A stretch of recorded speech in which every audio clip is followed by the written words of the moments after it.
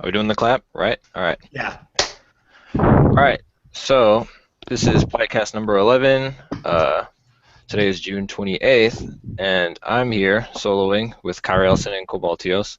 And we have a guest, another guest on the show, Zombie. Can you say hi for us, Yay! Zombie? Hi, zombie. Hey guys, can you hear me? Yep. Everyone hear me? Oh, sweet. Great. Loud and clear, actually. Banging. So I just talk about what I've read this week so far and stuff like that? Read, watched. Yep. Yeah, you Alright, can so get that out let me too, break buddy. it. As far as read stuff, I've been reading Ellerbrisms by Mark Ellerbry. It's a diary comic actually. I met this guy at a convention I went to. Like I actually met him twice. He's the guy who wrote Chloe Noonan, which I think I talked about. I forget who, but someone else picked up the comic after I mentioned it. I think was it that like the Hunter or something like Yeah, that? Monster Hunter. Yeah. Yeah, I was supposed to pick that up. The only reason why I have it was because my comic store didn't have it, which is weird. You Then know what you again, should do? Do you have yeah, Comixology? I should. I All should get Comixology. everything, all of them are in one collection for 99 cents. It's like 60 pages, and it's That's all it? colored. Wow. Yeah, and Hmm. it's like he described it. And I walked up to him. I just like the art. I'm just like, what is this? He's just like, so I kind of wanted to write a book about what if Buffy had to fight monsters, but she wasn't actually good at it, and she didn't have any powers, and she had to take the bus everywhere. And that's essentially what it is. It's just like this British person who has to, who's part of the government agency who has to keep monsters in check, but she really sucks at her job. And so it's like most of the time she just gets her ass handed to her, or she just pushes them off a bridge or something, and they just happen to get knocked out. Hmm. But yeah, no, What I was it also I called? mean his diary comic. I've also been reading some old sensational She-Hulk from the 80s. Those are really a pain to come by because like Marvel put them into a collection and but they only put the first five and it's a 60 issue run and uh he's not on the forums anymore but Yoshi actually K Yoshi Berto I forget his full username uh Chaos, Birdo Mage, or whatever it was. yeah he I actually have to told me mention him. he way back when I think we still called this Crisis. He recommended it, and he's like the funniest thing. It's just like She-Hulk is literally jumping through the comic book ads. She's pulling down and beating people up with the editor notes. She's just like Sounds she is great. murdering that fourth wall. It's absolutely hilarious. For watching, well, first and foremost, I watched Korra. Oh my god, I'm so happy that it's back. I'm just, Yeah. it's just, oh my god. It's gotten to Uh, the point where I just didn't really know it. It was actually still like I knew it was gonna be a third one. I just didn't know when it was happening. So I'm like, oh, it's on now again. Yeah, no, Wow. they announced it like a week ago, and I'm just like, I'm really happy it did that, but We'll kind we'll we'll, we'll we'll get yeah, into that. we'll talk about how Yeah. we'll get to how like Nick has some issues with like PRing their action stuff a little bit later. Yeah, But yeah, yeah, and yeah, don't necessarily spoil Cora for the here too uh, because it's yeah, gonna yeah, probably be a discussion for that. But yeah. Let me see what else I've done. I saw the new Fiona and Cake episode on Adventure Time. That was really painful to watch because it's also an LSP episode. So, oh god. oh yeah, LSP? it's LSP, and she wrote a Fiona and Cake story, Oh. and it's like you can see that it's written by LSP, but it's just like I think someone hates I forget who, but someone hates Ice King. But it's like I think LSP actually was worth because it's one of those things where it's just like I get the joke, it's funny-ish, but you can't do 15 to 20 minutes of it. It's just it's not right. It's not right for anyone. Let me see. The last thing I saw was Ultimate Spider-Man came back, and that it's gonna sound weird, but that show actually got its game together. It's not as good as Spectacular. It will never be as good as Spectacular. It's watchable Okay. now though, right? It's more than watchable. Like, did you ever see Spider-Man and His Amazing Friends? Yes, I It's love like that. it's like a better version of that. Um, Really? That's It's like a shocking. way better version of that. They figured we're not gonna ever be able to beat Spectacular. We might as well just go because like there's like You team don't ups think and we- it's team ups in like almost every episode. They're getting a bunch of the new warriors together, and they have Cloak and Dagger. Miles Morales is coming on. Spider-Man 29 is coming on. Noir is coming on. It's got an ongoing story that actually is pretty decent. I think So, I think its problem is that A, it's called Ultimate Spider-Man, but even though it really has nothing to do with the comic, and it's following up probably one of the best Marvel shows of all time. if someone like me were to start watching it, can I just skip the first couple seasons and go straight to 3 and I You know get what you should anything? probably just do? Just watch all the episodes revolving around the Osborns. Okay, I'll have to get like Just do a that. After that, because everything else is pretty much just filler.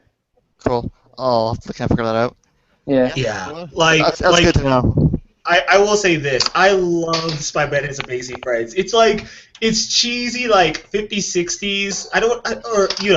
It's like that vintage cheesy like animations are just hilarious, but at the same time entertaining. Yeah. So yeah, pretty much if you were to watch it, I would only suggest like if you just didn't want to watch all of it, which I can understand because there's some of it that's actually kind of painful in the beginning. Just watch the Osborn parts. Oh, and the Halloween, and the ones with Blade. Actually, that was actually pretty good when they And got it's really a Blade. Deadpool episode. There's a Deadpool episode. It's not that great actually. Oh, They do make some funny jokes though. But honestly, I think the problem is because they changed Deadpool so radically. Cause, For the like, show? yeah, for the show. Like, for one, he's a teenager. He's like an older teenager in the show. Huh. He's. Oh. You guys ever see Kim Possible? well, it can't Yeah. be. That's the one Yeah, from you know Wolverine Ron? Origins. Yeah, you know Ron from Kim Possible. He's the voice of Deadpool now. Yeah.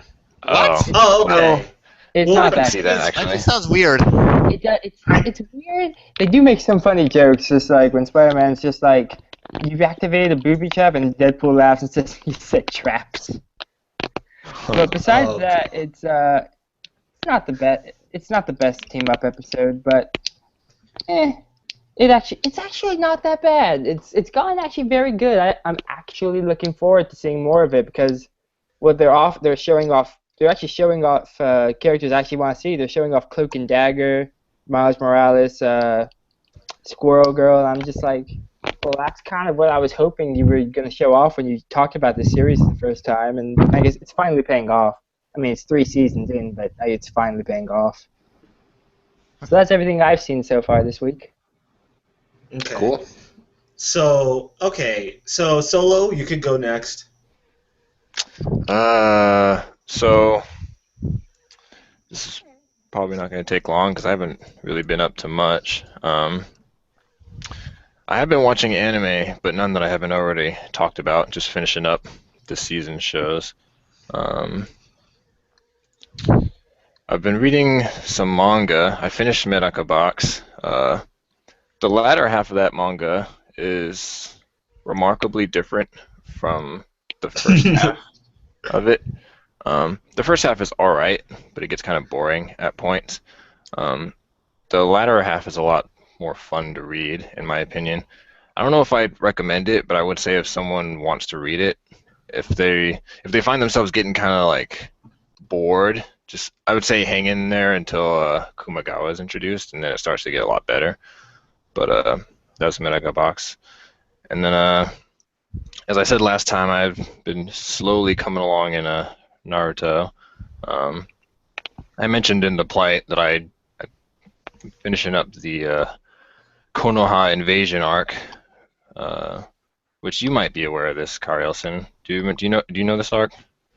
The Pain arc, wasn't that with like Yeah. Pain and like him?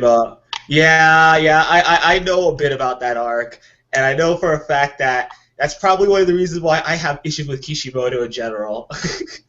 I actually really enjoyed. I think that's probably maybe my favorite arc in the entire manga so far. The way that they Right. Go ahead. So I will say this.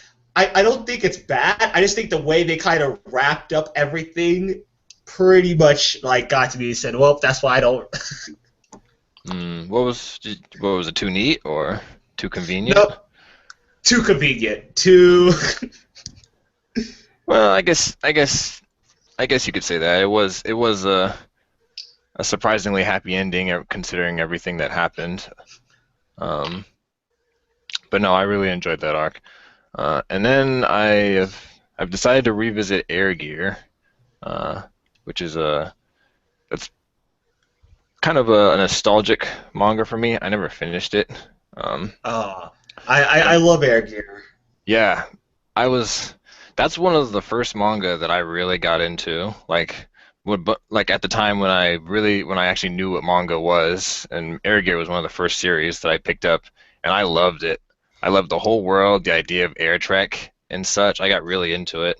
Yeah. Um, but I distinctly remember like I was happily reading Air Gear, just really enjoying it. And I think around like somewhere between volume 15 and 20, I kind of just realized I no longer had any idea what was going on anymore. So I kind of dropped it.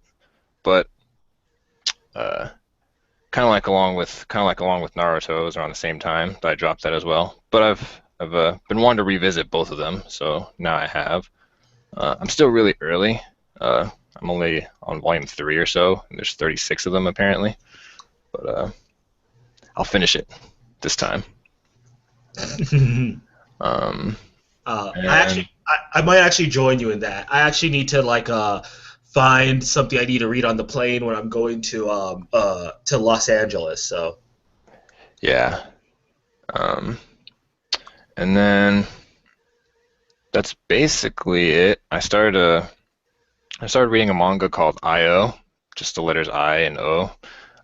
It's a scuba diving manga. Um, about this guy who he goes on a school trip to Hokkaido, um, and I think he's a university student. So he's going there, and he happens to run into this girl, um, and she recognizes him as like her long lost cousin or something, and he has no memory of her whatsoever. Um, but she's involved in scuba diving, which is something that he was really looking forward to doing in Hokkaido. And so they hang out for a while, and he meets her sisters, who also remember him. Um, but um, there's this past that him and the sisters have. They used to be one big family until this incident happened with scuba diving that caused the death of his parents and their parents. And he doesn't remember any of this, so it's kind of part of his past with these girls, and also um, just what happened in all those years ago that caused the death of his parents and such. It's not a harem manga, if that's what's coming to mind. Three sisters he happens upon. Yeah, well, if it was, it would be more of the really awkward kind, and then some questionable content and whatnot. No, it's a lot more down to That's why I'm earth. not thinking as that, because, this guy is cousin slash sisters. Yeah, this is definitely a harem thing. No. Yeah. Nah, but no, it's just one love interest. Um, but no, it's pretty down to earth, which is it's a kind of a relaxing manga to read, and it's interesting because it focused so much on the hobby of scuba diving. Um, like you learn, I didn't know that there's like actual certifications and such for scuba diving. Um, yeah. There's a whole bunch of those. Like there's different classes and stuff like that. yeah, and you don't even need to know how to swim technically to scuba dive because the wetsuit is buoyant. Um, so I don't know, little technical details like that. It's an interesting manga, kind of really laid back, with a bit of a mystery in it. So that's it. Okay, Cobalt, up. You're next. Okay, so I really didn't watch all that much, read or mostly because like a couple weeks ago it was E3, so I pretty much just watched like the stream of all that and all that kind of stuff. But on that Friday, I did, of course, go see How to Train Your Dragon 2. I've been really Right. looking forward to seeing that, and I really enjoyed it. I thought like the idea that this is like 5 years after the events of the first one was a great idea. You get to see how these characters have changed, how they've grown, like all the kind of changes that have happened, and I just really like the whole. One thing I really like about this is like you get to kind of see more of the world that they live in, kind of thing, as opposed to the first one was just more like centered around the main area in Burke. This one kind of like builds upon what the show did and kind of expands upon the actual like the whole area around them type thing. So like it's not just Burke, it's like little areas here and there. Like the show actually kind of talks about certain other areas. I don't really remember exactly, but like 'cause you have other Viking tribes and whatnot. So it was really neat to see how like the series is kind of expanding upon the world. 'Cause, I mean, Vikings on dragons, so obviously they can fly around type thing. I really loved how they did a good job with like kind of exploring all that, and get to really learn to see how much Hiccup has grown and all that kind of stuff. Just it was really well done. I'll like kind of explain more about it in the discussion. And then let's see, a couple weeks after that, I mostly just watched the Summer Games done quick marathon. So I was mostly just streaming stuff. But I think it was yesterday. I finally saw the Lego Movie. That was Okay. probably I think the weirdest yet coolest thing I've ever seen because on one hand like it's I don't know if it's actually CGI or if it's stop motion because Yeah, the Lego all- looks so real. Yet it's at all one based off time, real Lego. It's all CGI. yeah. But in that case, that's amazing because like for one, I don't, for it's a technical achievement because like Mhm. everything is Lego. Everything is animated to look like Lego. Fire, like explosions, everything is Lego. And to like animate like and render every little piece is just staggering. And it's just amazing to just watch all this stuff come to life. It's just really crazy. And then of course the whole plot twist that in a way I kind of saw coming, but yet it's one of those plot twists where you know it's gonna happen, yet you kind of want to see how they kind of work with it. And it's actually surprisingly well. Like it went from like this whole adventure, and then it turns into something else, and it's actually kind of better for that almost. Hey, So then do they?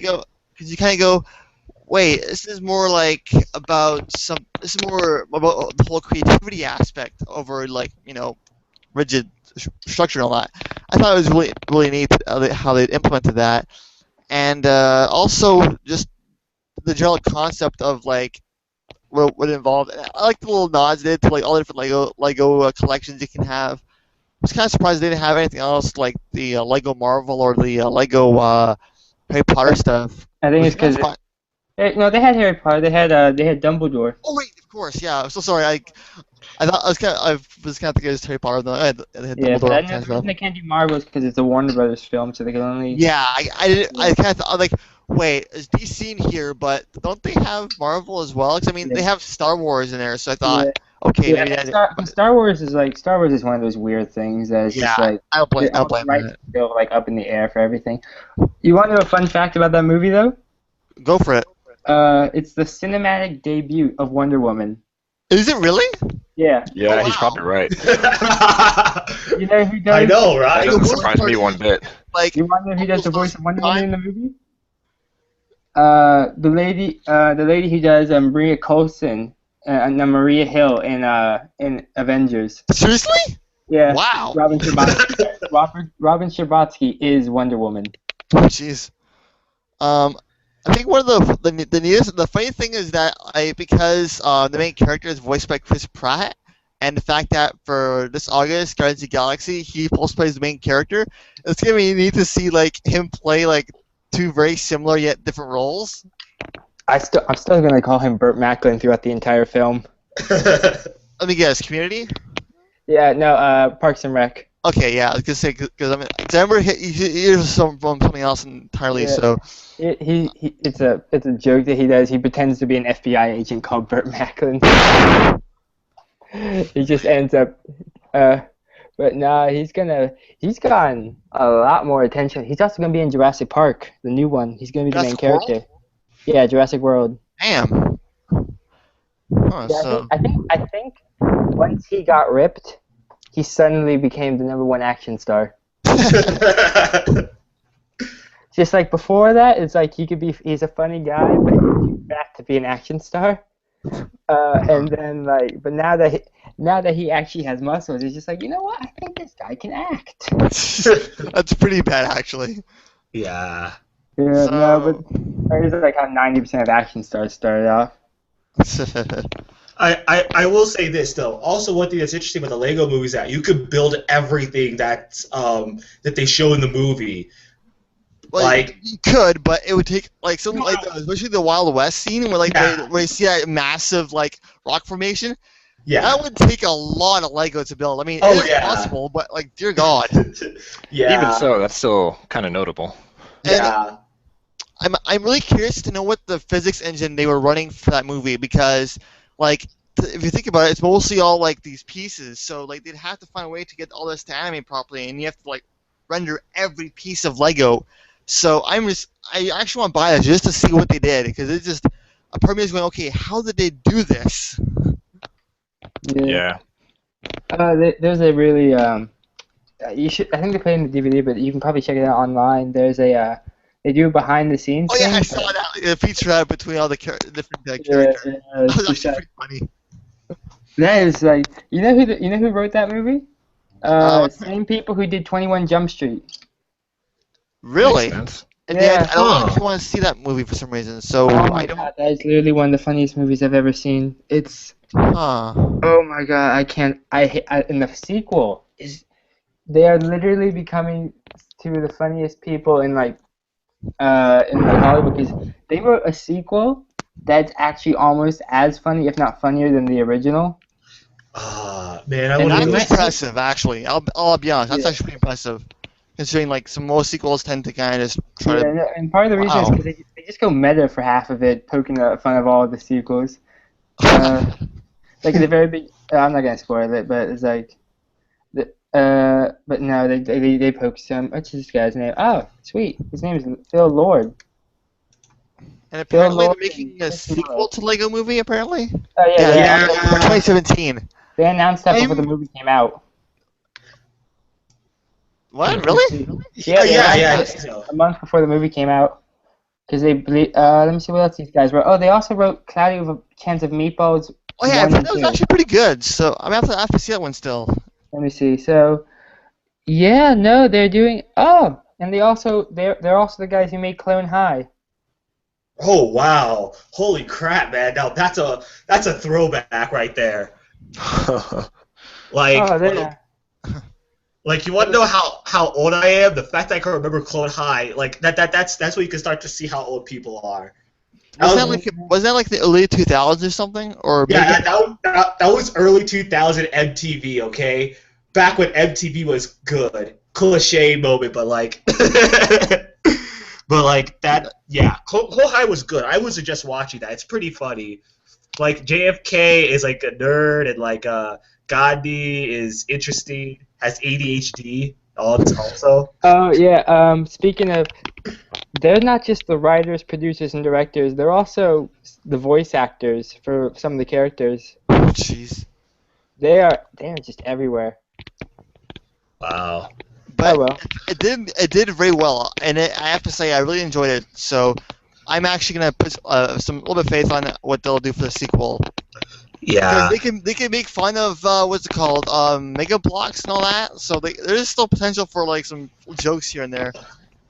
Oh god, I remember the ending. I want to see what the ending kind of play out. You know, the ending that when I don't want to spoil it, but certain things happen at the end where you kind of see the newer threat, and I want to see that play out because that would be hilarious as heck to see that. Oh man, I'm just.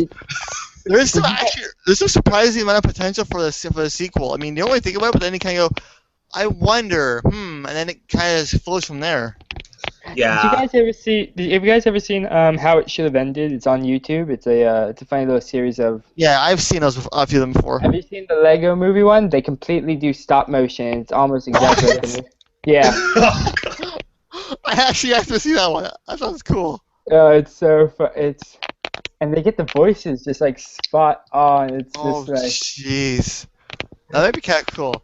No, Um, I'm really. It's like you see it and you're just like, this is so good. I can't believe they actually managed to do all this. so yeah, Yeah, no, that's pretty much all I did. I'm kind of disappointed in myself, but oh well. I'll get on yeah. that later on. Oh, you know what ended this week? Boondocks. Oh yeah, but I didn't see that episode. But Yeah, I well, heard you like, didn't. I haven't kept up. I'm only halfway through this season. I heard the ending is just like a normal episode. So well, like treating like a finale. No, not a finale. Just like a last season. Just like I forget how last season ended, but last season ended kind of like on a high note, like a big note. This Yeah. one's just sort of just like we didn't realize we were ending. well, I have a feeling that either they didn't do that, or another thing was is that there may have adults may have held back some episodes, but I don't know if that was true or not. I have to go check on that. Yeah. But because But Adult Swim has held back on a couple of episodes, but um, like that I haven't like that's like thinking like one of the very few things I've kind of kept up with. Um, yeah. but Cobalt, is that it for you? Yep, that's it. Okay, so I'll talk about what I've been watching. Okay, so E3, World Cup, World Cup, World Cup, more World Cup, World Cup. Oh, did I mention World Cup? Yeah, I've been watching that. Oh jeez. Yeah. But I did catch. Kevin, Go ahead, go ahead. since you've been watching the World Cup so much, kind of just a random thing. I'm not sure if what was going on, but for Summer Games Done Quick, I guess in the hotel they were hosting it at, randomly you would hear cheering in the background. So I'm guessing that some people were watching the World Cup at the same time. So it was kind of a really funny juxtaposition at times when you're watching the stream. Yeah. I mean, I was watching the World Cup. I watched the Ghana game in my work, and I was cursing and like half cheering and like all this other stuff. Then I watched the Portugal game in the bar, and then I stayed home to watch the Germany game because I physically couldn't handle the going to work. But my work was like, yo, it's cool. You could miss 2 hours for the World Cup, which was awesome. But the two things though that I did watch that were of note that wasn't like a continuing series like the Boondocks or something like that was Evangelion 3.33 and The Wind Rises. I'll start with The Wind Rises. It was a good swan song for Miyazaki. It's not gonna So be his last movie. He has said that. I don't so know. Yeah, I agree. That's a lie. You think it's gonna be like Michael Jordan just come back, say I'm gonna go make a new movie, and everybody just like. Space All I'll Jam. say is if he comes back to make another movie, I'll just pretend he never said. He might as well have not said it. I'm not angry at him for making more movies. I'm just saying, like, you can only retire so many times before I just start saying he's not. It's just his way of saying he's taking a small break. One thing about Yes. Japanese people, they tend to lie quite a bit. I mean, that's one thing I know is they'll say something and then like next thing you know they do it anyways. It's like, well, okay then. Well, oh wait. Actually, to say that, so remember Trigun Badlands Rumble? No. It's a movie, but Yes, I have heard of it. I just haven't seen it yeah. yet. So the thing is this. So Madhouse was talking about actually doing a Trigun movie, right? And they were just kind of shooting the breeze with it. Then they heard back from their from main corporate that you now have to make it since you said it. So now they had to actually go back and make the Trigun movie that they were just shooting the breeze on. And that's why you see that's why they always try to avoid like say that they want to do something, because the moment they say it, then they have to actually commit to it. So, so like that's why you always they'll do like the verbal matrix shots for like major dodgy bullets, like bullet time for like all those questions about are you thinking about doing stuff, because if the moment they say I want to do it or they're going to do it, that means they now have to commit to doing it. But I mean, I guess Miyazaki's kind of like the exception there. But he's Miyazaki. He can do whatever the heck he wants. So How does The Wind Rises compare? It was a good movie. I think that there was major controversy because they thought that it kind of glorified a bit of the Japanese side of building the bombers and making things not as realistic as they can. but it was a good down-to-earth movie about, Jiro wanting to build planes because he enjoyed planes. He enjoyed actually flying, seeing them fly, stuff like that. That's what made him happy, right? And he's going through the movie, right, having to deal with his love interest and then trying to build the plane and all those stuff. And it was a really good movie, just seeing somebody who's committed. Like, I think the problem for a lot of people is that we haven't seen something like an Oppenheimer movie. So Jiro made the bomber planes, right? Whereas Oppenheimer actually made the nuclear bomb, and then he came up with one of the Sanskrit quotes that I have seen death and something something something, which really is bad considering the scenario that I'm in right now in terms of being close to working where Oppenheimer is. But yeah, I thought it was good. I thought that it was well, let me qualify. I was very, very exhausted because of certain things, so I didn't necessarily catch all of it. I was kind of sleepy through it, but what I caught was good. I will probably end up rewatching it again and be awake for it. I thought it was a really good movie, and it's like I remember Jason DeMarco of Toonami saying that it's a darn shame that Wind Rises isn't going to win against Frozen, and I have to kind of agree. Like, you know how people think that animation are for kids? It's like Wind Rises is actually a movie. Yeah, it isn't, right? And like Wind Rises is a perfect example of.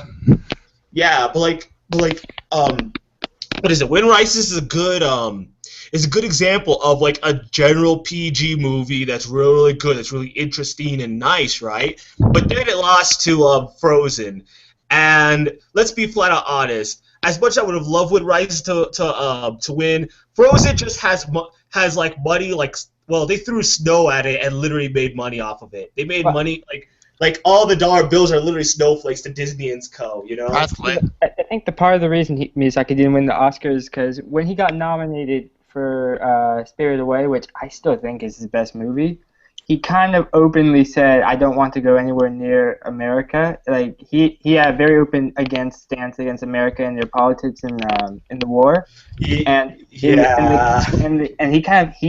snubbed the Oscars. Didn't Miyazaki visit Pixar once? He did, but it was only because one of his best friends invited him over to Comic-Con. Ah, okay, that makes sense then. Yeah. Miyazaki is like That's fair. Miyazaki in the US once, I think, and that was that one time. Mm-hmm. So he's never gonna win an Oscar. He kind of burnt that bridge a long time ago. Oh well, the Oscars aren't really that big a deal anyways. They're not. Yeah, not anymore.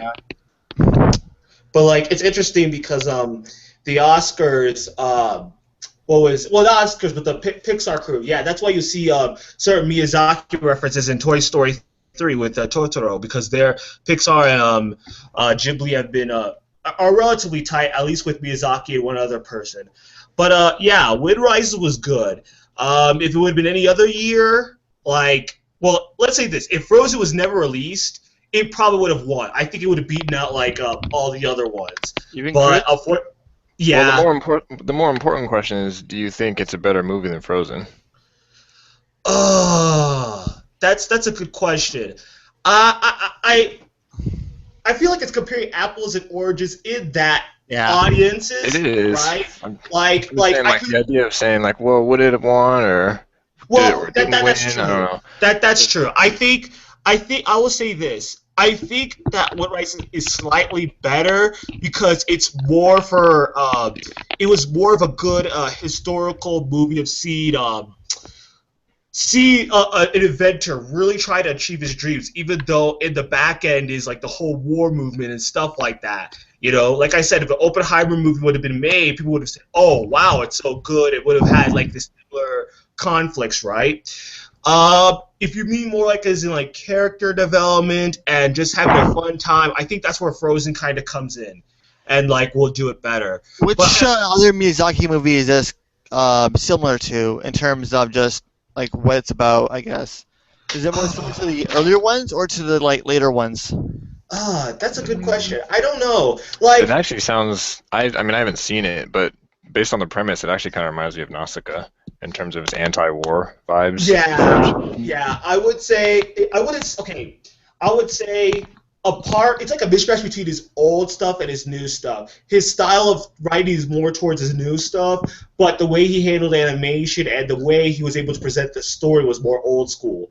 So it's not quite as is it the depressing stuff like Grave with the Fireflies, or is it more like the kind of more happier stuff like Howl's Moving Castle, for instance?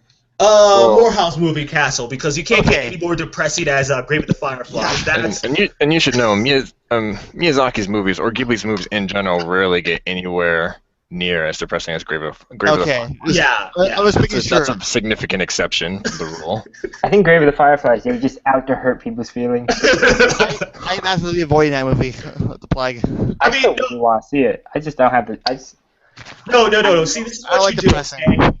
I'll say this: if you want to go watch with friends that have no problem with you crying, then watch it. Okay? If you want to watch it by yourself, then watch it. But whatever you do, don't watch it when you're in a place that you cannot afford to cry in, because from what I heard, you're pretty much going to let out the waterworks, right? So unless you're trying to get out of something, it's like, oh my god, I'm going through stomach pains right now, right?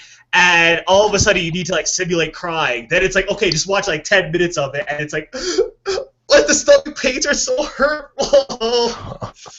But we at the Plightcast do not suggest doing anything to ditch work of that matter. Nudge. But that was good. And then Evangelion 3.33. I'll just say this, okay? Anno is so lucky that he has a fourth movie. I will say that. Like, there's gonna be a 4.44. Yeah, there is gonna be a 4.44. Okay, good. And honestly, like, it was the most frustrating movie to go through. Like, do you think this is a better or worse way to watch than the TV series? 3.33 is worse. Or the movie series in general, I should say. The movie series in general is okay to watch. Watching a TV series would help fill in the gaps, because there is some significant gaps and some different alterations. But I will say, I've seen the TV series. I don't like it at all. So that's why I'm asking.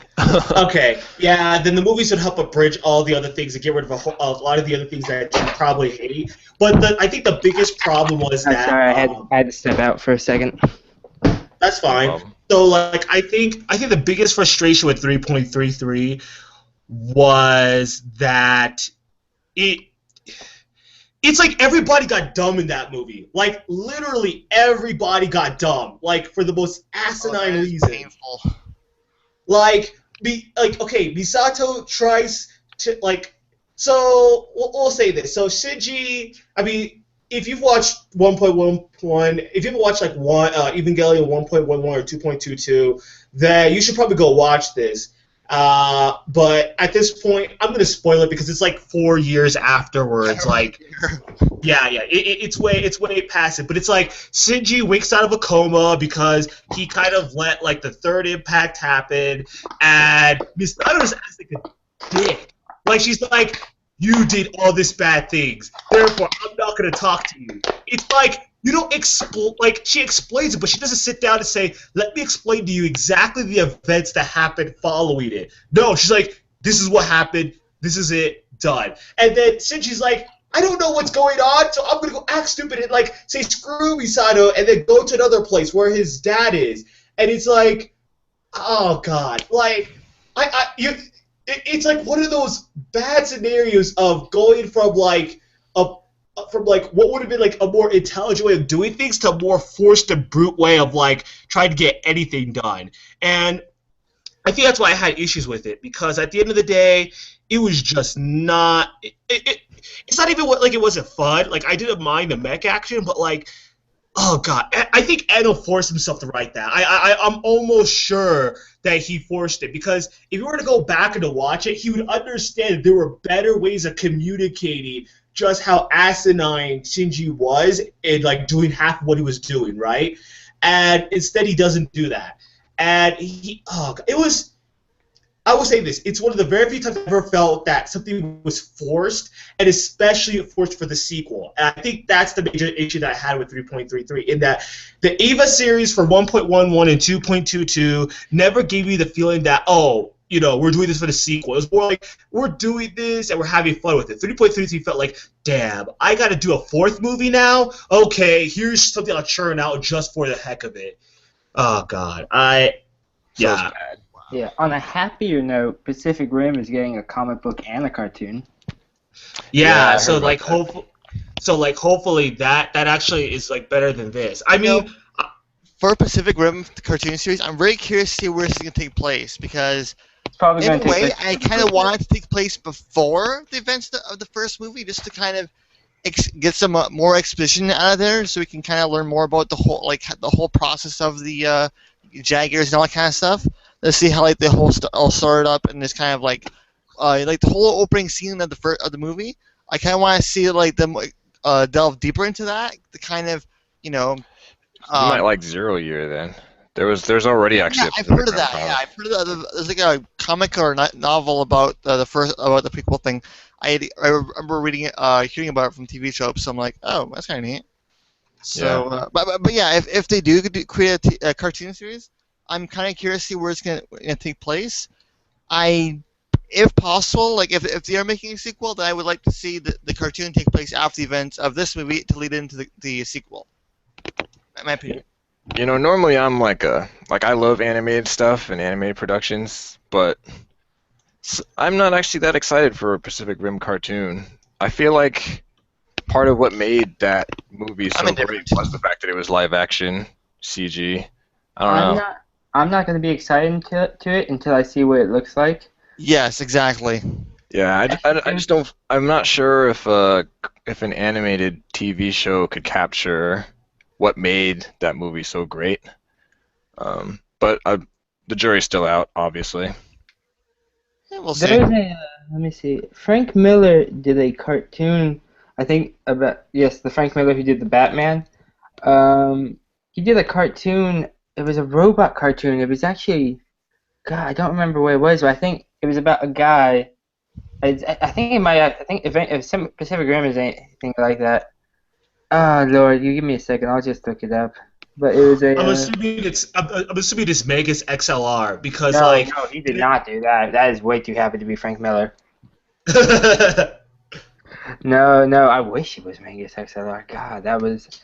I hated how that show ended because it ends with Coop getting an upgraded version of Magus from a different universe, and he's just about to go check it out, and then it just ends. I think they tried to make. Oh wait, here. What was it called? Okay, is it Batman Year One? No, oh, it's called Big Guy. There we go. Oh wow, did not hear of that. Guy? Big Guy and Rusty. Oh yeah, okay, yeah, now I remember that. That was like in the 1990s. Oh shoot, man, now you're seeing how old I I am. remember this now. I think I've seen like toys of this at one point. Holy Yeah, crap, yeah. this is old. I know, right? Holy shit! I think because that's the only mech show I can actually think about that somewhat reminds me of Pacific Rim because it's about a guy who has to get into this whole body suit that connects him to the robot, and he has to go fight all the new aliens that are coming in. And honestly, that's the only way that's what I'm going to imagine the Pacific Rim cartoon is going to be like, both visually and such. Maybe a little less kiddie. I don't know. Did Guillermo del Toro say what channel he's going to put the show on? I haven't read the actual article. Keep that show on? I don't think so. Dang. I kind of hope it's not Cartoon Network. Just because robot shows have not done too well on that. Action shows have not done well on that. Shows have not done too well on that.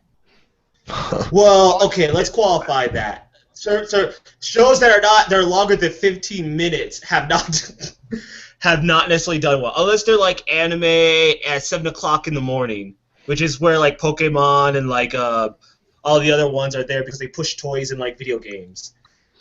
But yeah, I don't know. I have high doubts that that it won't end up there because or somewhere. I don't know. We'll see what happens. Yeah. But yeah, like Pacific Rim is getting a sequel, and at least hopefully it'll be just as better as it'll be better than 3.33. But yeah, I mean, but I still say that you have to watch 3.33 to get to 4.44. That's a sacrifice that you're doing. But that's pretty much it that I've watched. But everything else, speaking of which, of particular companies and their channels and not necessarily being able to do well with IPs, let's talk about Legend of Korra Season 3. Uh-oh. They're off to a good start. I'll say that much. So, what's going on exactly? Well, what do you mean? So, Well, the question is, how far do we want to spoil this for the audience? Well, I mean, technically, we wouldn't really be spoiling anything. It's at the beginning of the season. Yeah, that's true. That's true. basically, I don't really mind being spoiled just as long as they're like, because I prefer to watch anyway just to see what it looks like. But even so, like, I haven't actually seen much. I haven't seen any of 2. I still have to finish season 1. And yeah, so I'm kind of behind, but I don't really mind that much. And really, I don't think anything happened in the 3 episodes that would be considered a huge spoiler in the grand scheme of the season. Villain, but Maybe for previous season. As long as I know he's like better than what everyone didn't like what the villain in the second season, then that's okay. Yeah. So where do you guys want to start? Because you guys, do you want to start with Nick or the show? Well, let's just start with the show first, and then we'll talk about how like Nick botches stuff. But yeah, so okay, so like what's been up with season 3 so far? So has everyone? Have you seen it, Cobalt? Nope. Okay. Hi, I'm back. Sorry, once again, problems. Carlson, you seen it? No, there's a reason why I didn't see it. There's a reason why I didn't see it, and that's because I was supposed to watch it on my end, and I forgot the time shift between when I was supposed to watch it and when I wasn't supposed to, and yeah, that turned out bad. No, it's fine. I'm just not like I'm blaming you or anything. So it's just me and Zombie then. Yeah, but go ahead. So, book 3 starts, I think, 2 weeks after the end of book 2, and obviously the world has been fused with the spirit world, so humans and spirits now coexist. And an unexpected side effect of that is Everyone can airbend now. People can airbend now. yeah, that too. And the first thing they run into is the vines. Spirits. The fact that spirits are now living, they've literally just taken up residence in Republic City, just wherever they want, and that's resulting in like these huge growths of vines happening all over the city, and that's caused both Korra's and the president's approval ratings to plummet. Oops. The president is actually becoming who I thought he was in season 2. He's becoming a really just jerk. Is like the nicest way to say it. He's just like he's in it for himself. But but like you got to think about the approval ratings, man. Well, I mean, I can kind of see where he's coming from, because I mean, like, what is he gonna do? He's supposed to be in charge of this place. It's like you're in charge of this city, and like there are problems happening to it that are completely out of your hands, and like the vines are Korra's fault, even if Well, like they're more Batu's fault, and not invading the Northern Water Tribe when the Avatar told you there's a giant evil spirit. We need you to kind of help with that. It's sort of his fault. And granted, he's probably not doing a good enough job acknowledging the fact that she saved the world last season. Yeah, also, plus, going to someone's boyfriend to get them to rat out on their girlfriend is kind of a dick move. But yeah, as Zombie mentioned before, one of the bigger side effects is that people are popping up all over the world that can suddenly airbend, which is a huge deal because the airbenders were wiped out almost a long time ago. Yeah. So there were up until book 3, there were only 4 airbenders in the entire world left. So there's 5 now, actually. Oh, okay.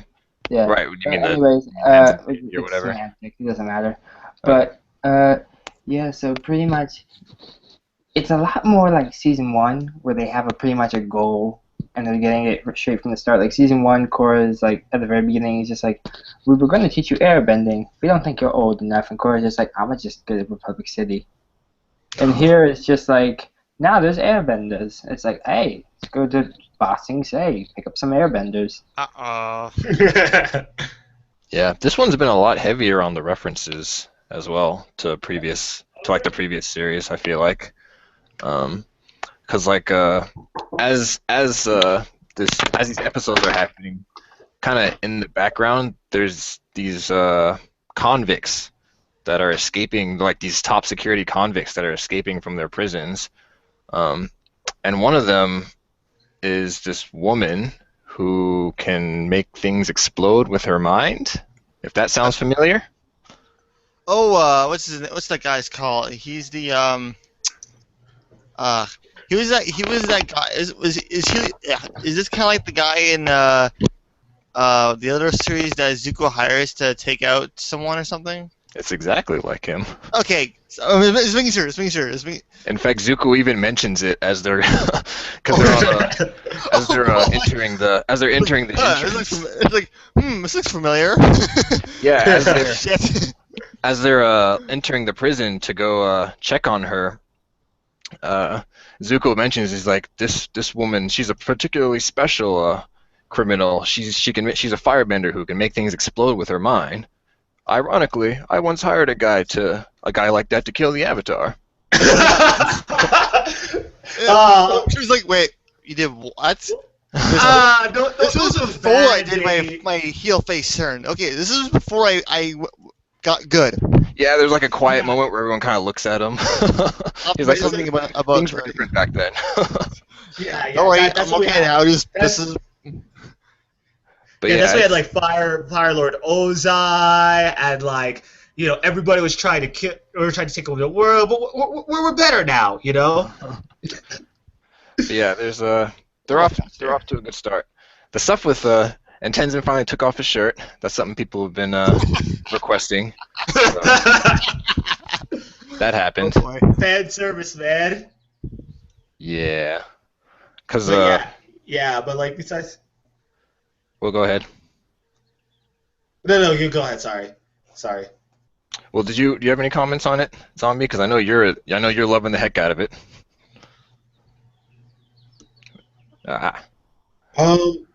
Yeah, he so Zombie might be away from the computer right now, but I at least for me,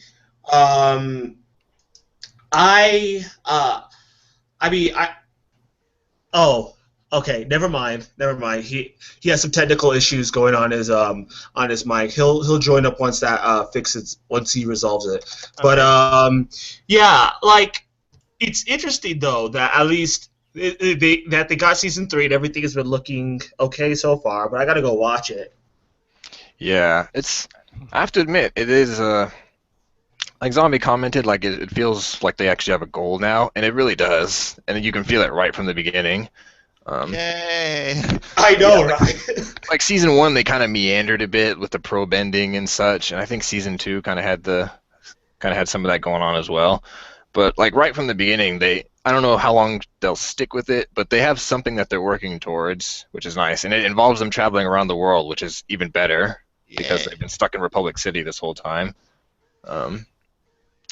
But yeah, they travel across the world because they've been obviously the airbenders aren't showing up in just Republic City. There's people all across the world who are suddenly finding out that they can push air accidentally, and so Asami puts together an airship for them to travel in, which Oh goody, Final Fantasy all over again. yeah, kinda. But there's actually I'm not sure what they use to power like their. I can see like maybe. Do you know what they use to power like their vehicles and such? Like I can understand steam being for like cars and such, but Internal combustion engines, maybe? there's no mention of like gasoline or anything or. Well, when you have like I have. elemental benders and all that, like I think that they have like, alternate methods of powering it. I don't know. Well, there's some glimpses here and there of like you get firebenders who can lightning bend in power plants, but Yeah, I like saw they this have video. actual machinery as well, like autonomous machinery. But that's, I mean, they've only used it in like small scales up till now, in like cars and small machines and such. But now like Asami's pulls this airship out of nowhere. So I don't know. I'm their technological situation is kind of curious to me. But yeah, they're traveling around the world. They arrive in Ba Sing Se, which is a return to because we haven't seen Ba Sing Se at all in Korra yet, I don't think. Yeah. And so we get to see kind of what you kind of get to see how the rest of the world has been faring since the last series ended. And so Yeah. Ba Sing Se has a new queen, uh, and she's really greedy. Like she's been handling her kingdom very poorly, and she blames it on the Avatar. Like she'll say, Yeah, that sounds familiar. Yeah, I know, right? "Yeah, because you'll recall that Republic City used to be Earth Kingdom land." Oh, really? Yeah, I Yeah, think so. That's weird. Yep. yeah. When Aang created Republic City, he did so by what was it? So You can hear that me now? I think it was like an Okay, archipelago or something, and it used to Alright, be. I'm back.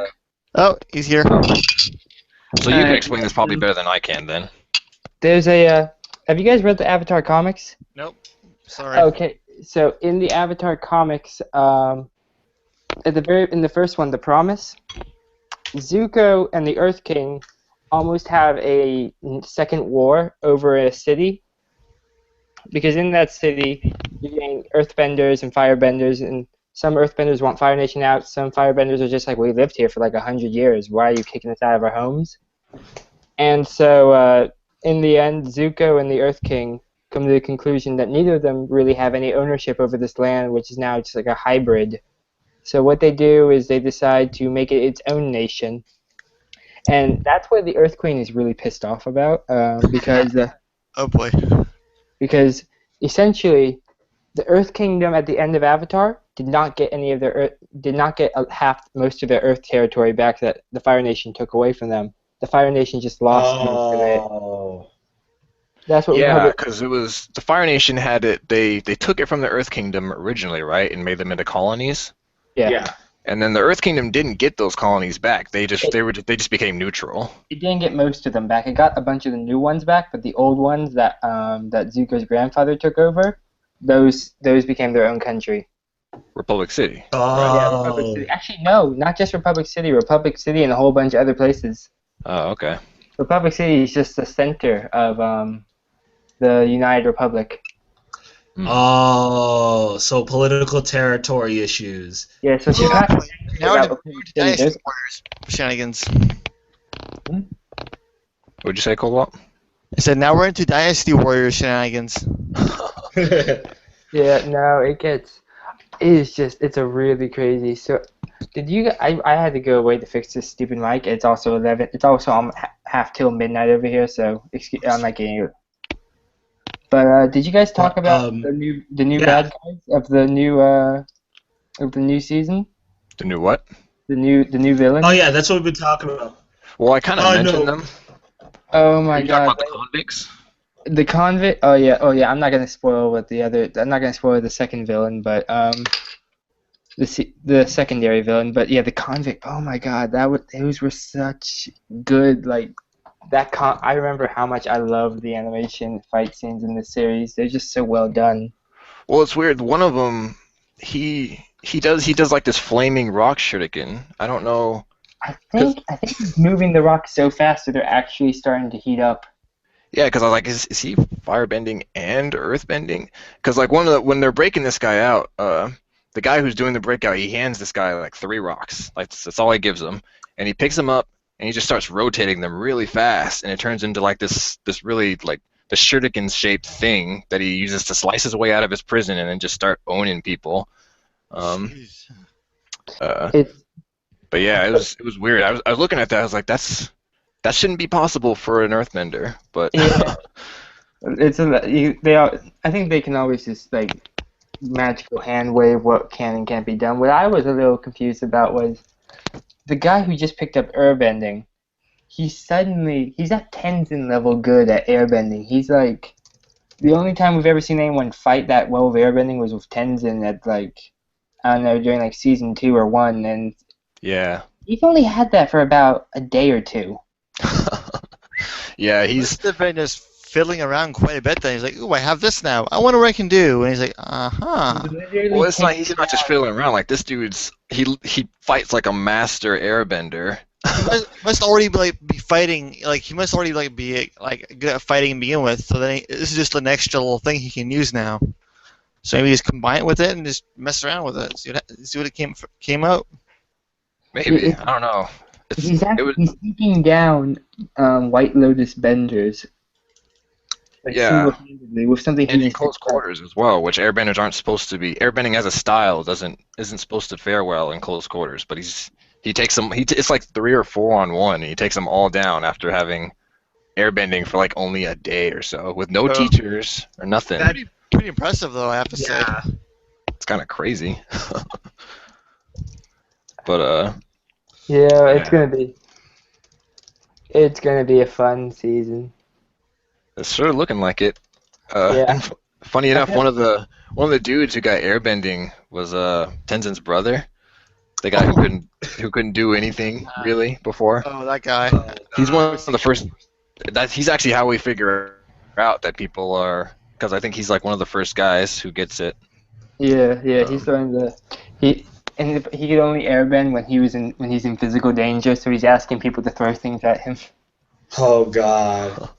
But like there's wait, who else saw this episode? I No, think just it's. me.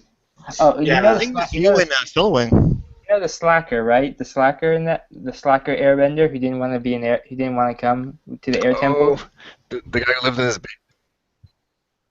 Yeah, guess what? the guy who lived in That the basement. guy, What up? yeah, that guy, he's actually the producer of Avatar. He's the voice, and he's drawn exactly like he looks in real life. Oh God, Oh. that's awesome. Wow. That is just No, that scene was the most. I had trouble. I was just laughing, and I'm just like, this can't be the first airbender they pick up. Oh God, that's hilarious. I mean, What do you but think? it's. Runt. What was that? Zombie. Um, The little thief. Oh my God, he is. He kind of reminds me of Aladdin, but just like if Aladdin did not have that heart of gold. Yeah, He's just like, I don't know how I feel about him. one of the airbenders that they pick up is this little boy who he's kind of like Mako and Bolin. He's been living on the streets and he's gotten used to stealing and pickpocketing from people. And so he uses his airbending to that end. But I don't know what I'm with you. I'm not sure what to feel about him either, because like they're kind of hinting at this thing that he might have going on with Janora, because she seems to have a crush on him. Yeah, that was a good bait and switch they did at the very beginning, where he talks about his family and everything.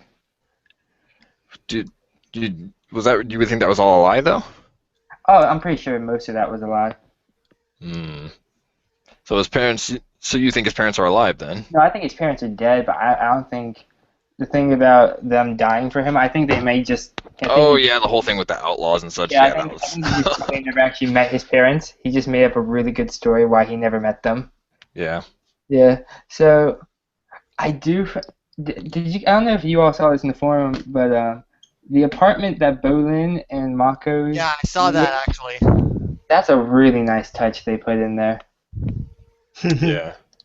Yeah. There were some other things whatever.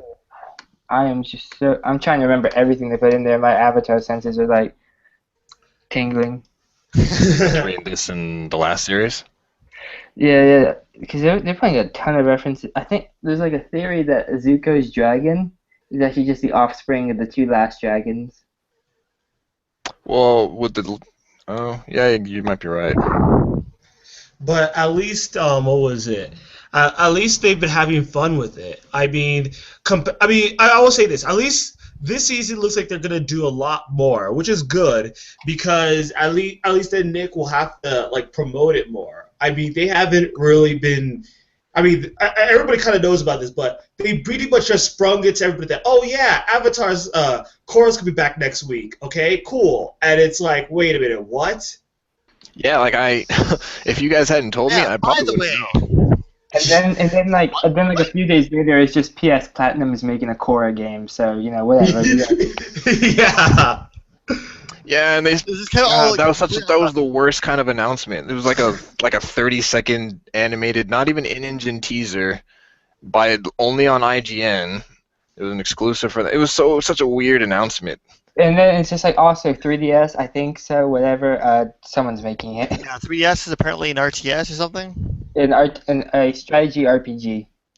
Yeah, Yeah, the so developer behind that, if you look them up, they've done a lot of shovelware, so I wouldn't have a lot of Yeah, faith for that. it's also But coming out really quickly, and I'm just like, that's why I'm scared. I think Platinum's gonna make their first not that great game. well, the jury's still. I'm kind of with you. I feel like a lot. If this were anyone but Platinum, I think people would just wave it away as like, oh, this is some crappy license game. I feel like that's literally Yeah, the I only know. reason. Yeah, I was like, okay, Korra game, oh, this is gonna be bad. Platinum, okay, now I'm listening because like, I don't know, I feel like at least Platinum. You know what would suck though, just as an aside, if they got the team that made a wonderful 101 to do this, because Yeah, I don't. not to knock on them because I do want to get that game, but I find that they're gonna probably get a secondary team that isn't all that great to work on it, just so they can have the core team still work on Bayonetta 1 and 2 type thing for the Wii U, or whatever Yeah, they're working on for the Xbox One. So I think don't the know. thing is on Wii U is it's more of an Activision's choice sort of thing than it is Yeah, Platinum. Still, Yeah, it's like, oh, this is not it's this is not Activision gonna putting. be- It's like, yeah, Activision- it's Activision putting it out. It's Yeah. downloadable. They've announced it 6 months before it's supposed to come out. Like, oh, this is gonna be terrible. But Platinum's developing it. Wait a second, Yeah. this might I be just all feel- right. At the same time, it's just like I've had this situation happen. WayForward's done this with licensed games, and I put my faith in the studio that turns out quality stuff. But when licensed are just like, it's like Russian roulette. You're either gonna get something that's pretty good, or you're just gonna shoot yourself. Yeah, and I mean, I And- guess if anyone could make this happen, it's Platinum. I mean, this wouldn't be their first miracle. These are the guys who Yeah. brought Metal Gear Rising back from the oh brink. god, that was. Yeah. I still have to play that game, but like it's taken me forever because of my internet connection and the fact that I have like this crappy bandwidth situation. So I can only like download like 2 gigs at a time from other places, so I don't go over my bandwidth cap. So it's a game with like 25 gigs. So I'm like, oh god, no. Yeah, no, it's weird. But the thing is, this isn't Hideki Kamiya. He's not the guy who made Bayonetta and Wonderful 101. He's not making this because if he Okay. made this, we would not get this game for like 3 more years. No kidding. This is not his protege who's making Bayonetta 2. This is like the C team of Platinum. This is Platinum's just like I didn't even know Platinum had a C team. They must be Yeah. pretty big. this Yeah. is like Platinum. It's like Platinum's actually really big. I saw like an interview with them. They are not as tiny as I thought. They were just like a bunch of Yeah, guys. same here actually. They are not actually. I think one of their, I forget who it's. They're not putting their A team on there. They're putting like their lower team on it, and that's why I think it's coming out in 6 months. This is just something that I think they're like, we have an engine. We can make models. We can do this. Well, Well, like, they're doing cell shading, so that might speed things up a tiny bit because, just by the looks of it, they don't have to do as much shading as they normally would have to, and so the shader engine doesn't have to be as great as they would have to be for other games, which are trying to go for more realism. So that might help it a little bit, but I don't know.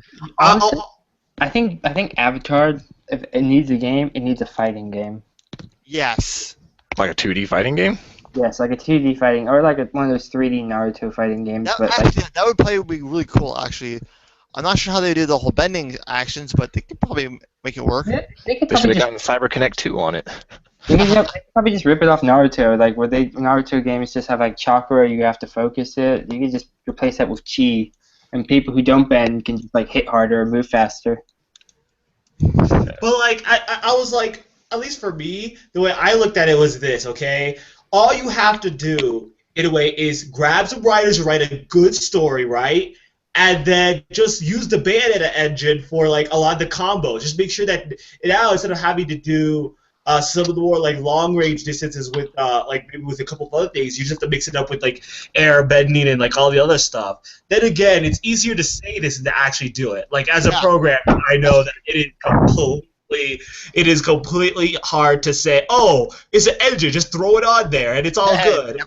I've been at game dev for 3 years, and you say something and you try to do it, it's like, oh, I have to do this, Yeah. this, and it Yeah. has to. Oh, come on! Why is this working? I should have what? Oh, come on! No.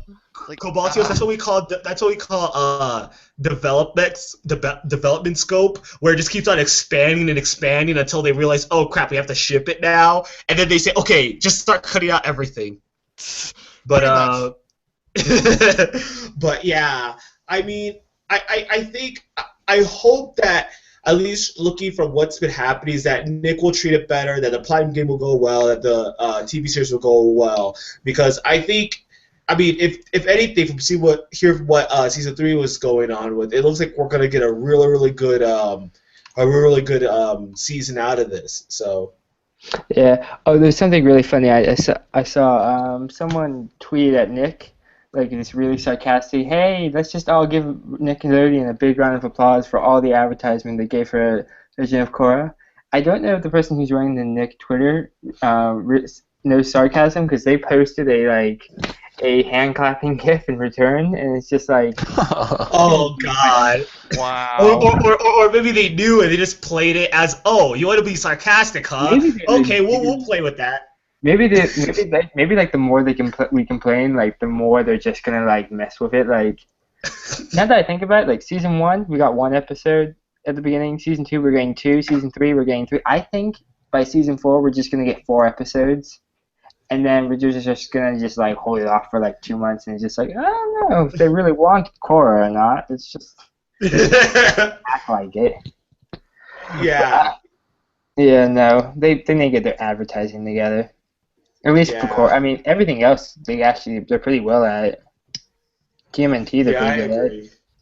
Well, TMNT has a toy line and already some games, so of course they're gonna advertise the hell out of it. They want to make the money from that kind of stuff.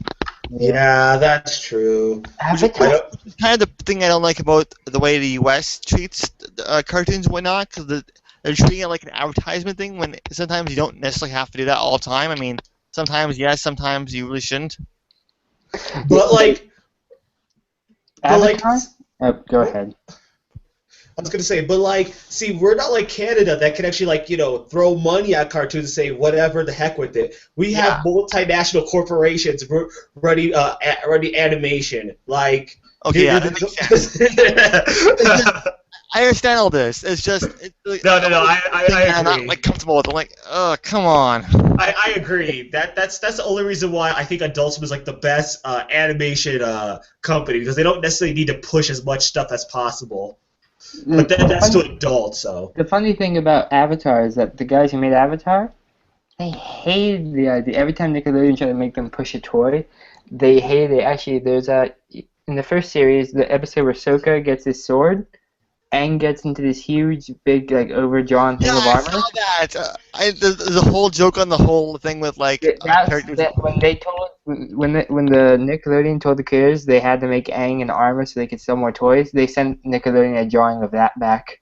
Oh my god.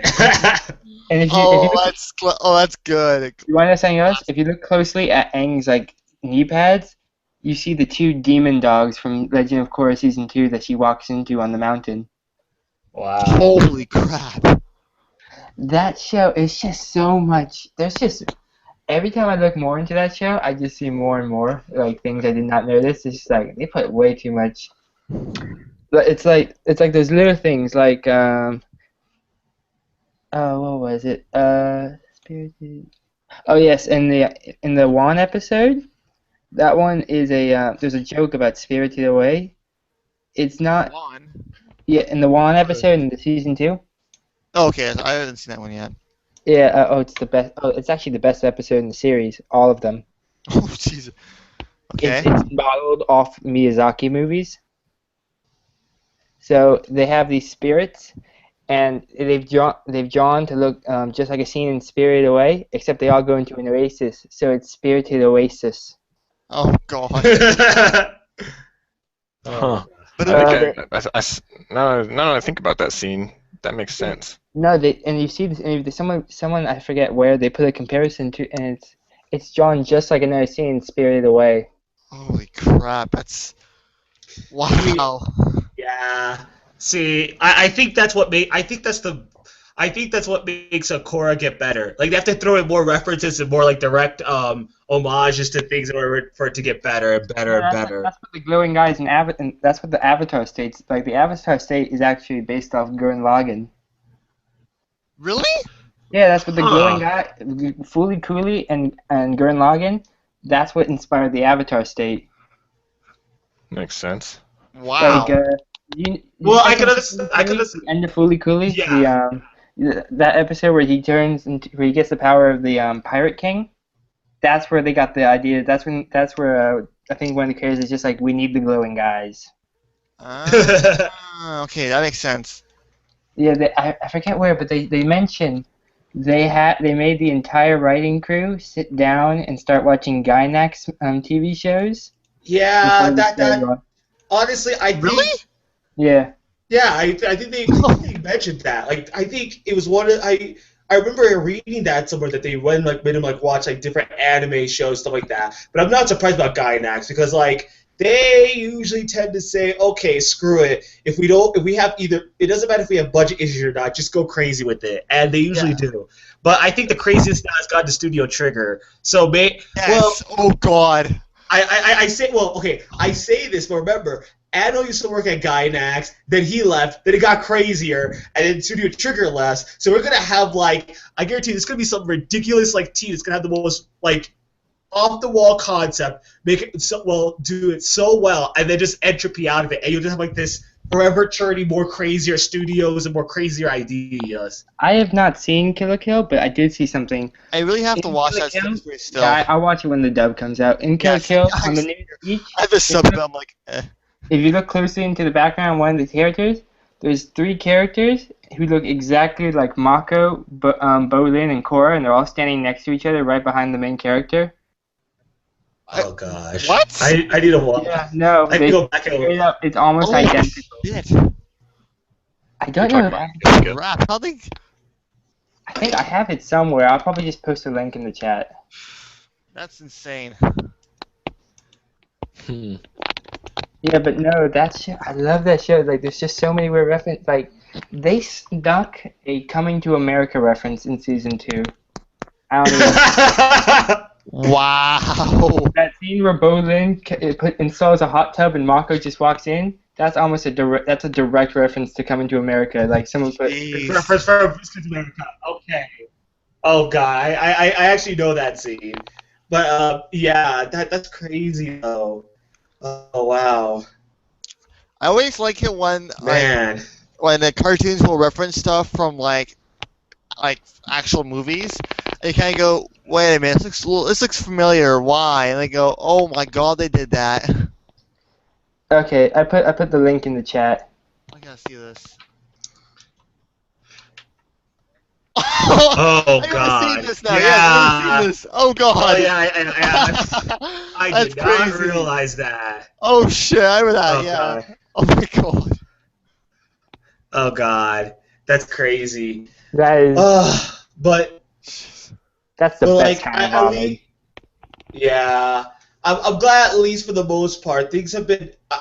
Well, I'm glad about the playoffs between the two studios. But I'm also glad that at least we're getting Korra back for season 3, and it's looking like it's gonna be very, very good.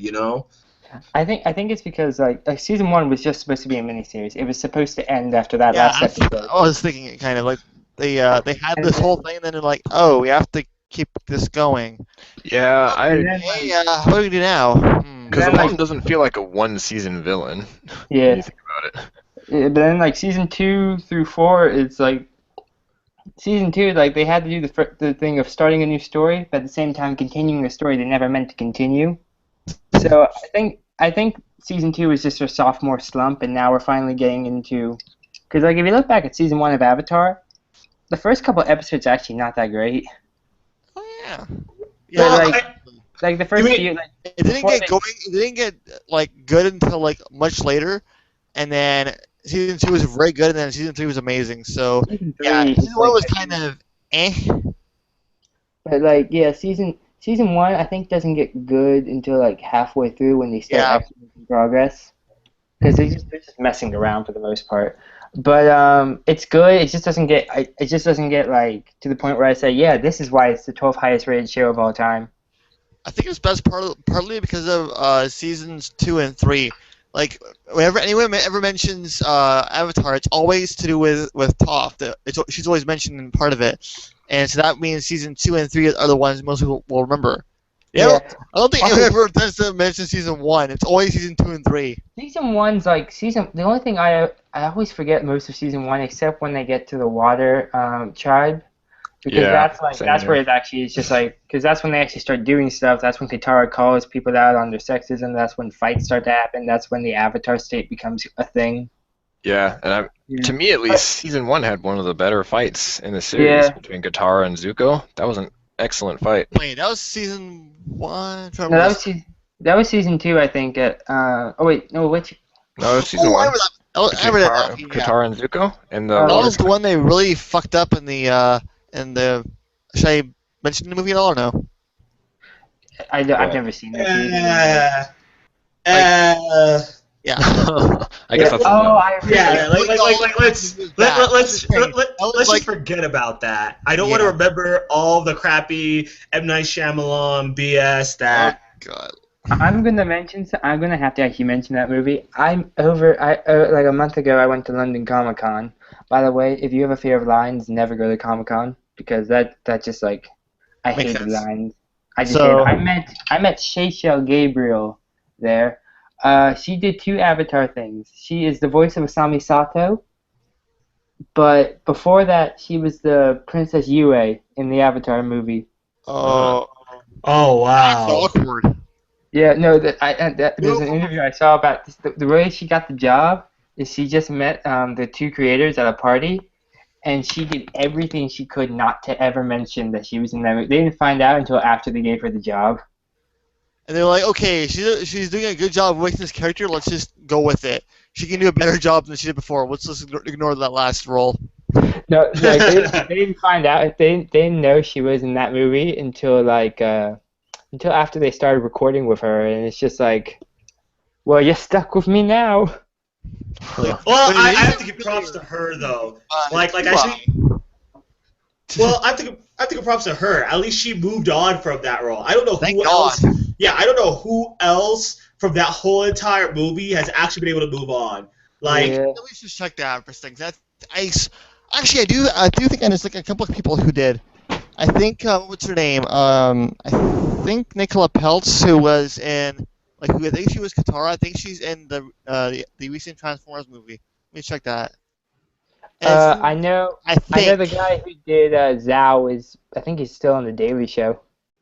okay. I'm pretty sure I'm right on this. It's actually really hard. I'm right. Oh wait. Yeah, but pretty much I think season 3 of Korra is going to be probably on par with season 2 of Last Airbender, or at least with season 1 of Korra. Okay.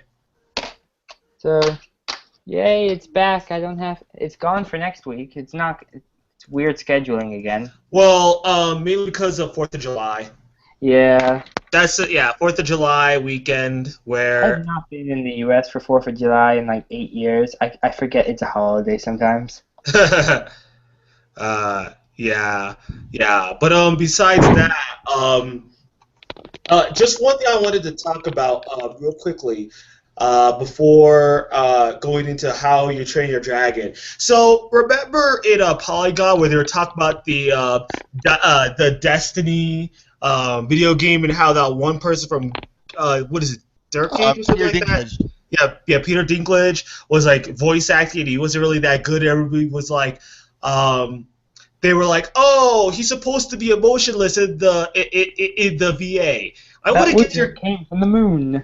yeah, exactly. I haven't really heard that yet, but I don't know.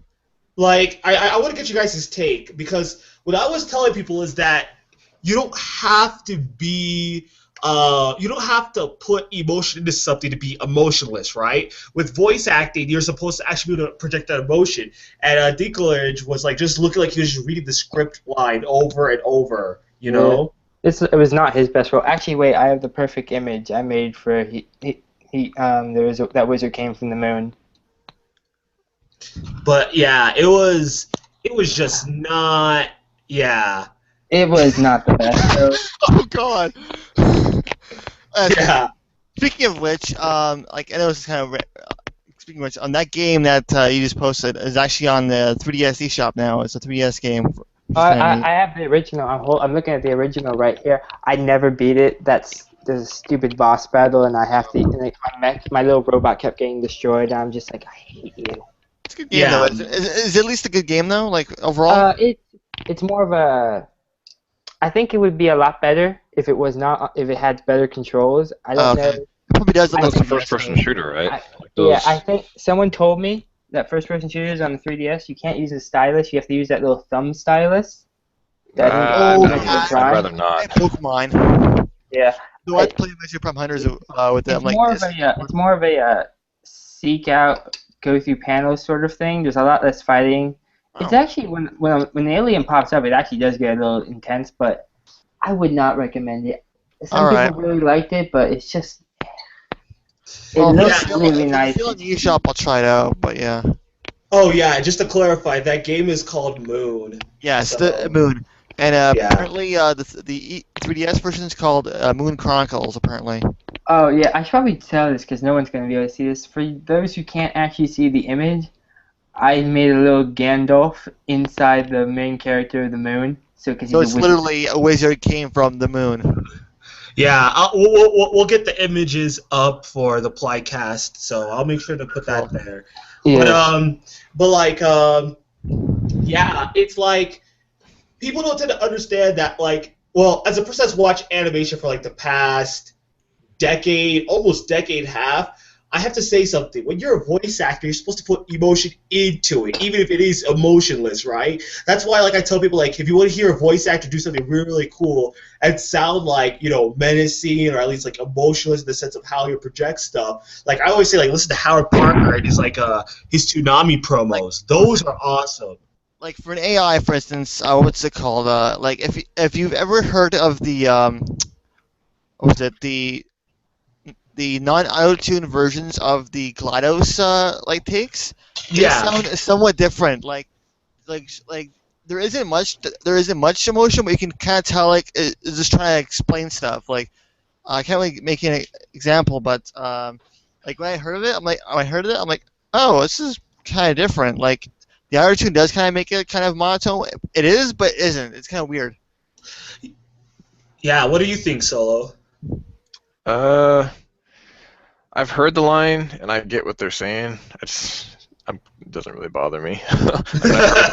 I've heard bad voice acting. It doesn't really. It's one line, so whatever. Yeah, I mean they're gonna go fix it, but I'm just like you have to put in like some sort of like effort into it. That's why I think, for instance, I would say Howl's Moving Castle, or yeah, I think that was with Crispin Freeman. I think Christian Bale. Yeah, Christian Bale, well Christian Bale, but like I think I don't know what Billy Crystal. No, but like yeah, they had those actors, right? But there was Crispin Freeman, I think, was also doing a voice acting role for that. Let me check. But he was saying that he was like Disney was going there and they were like trying to make his take, and he just kept on nailing lines after lines. He's like, "Oh, you seem to know what you're doing. You look like you're good at doing this." He's like, "Yeah, I know," and it's true because he voice acts like a lot, right? And he actually understands how to emote, from that what is it? From his what is it? Oh gosh. He knows how to emote his emotions through his voice in order Oh yeah, to okay, I found him. Like he does a role like Christopher Freeman does like a role like at the very end of the movie practically. Yeah. Yeah. And so A couple like lines long.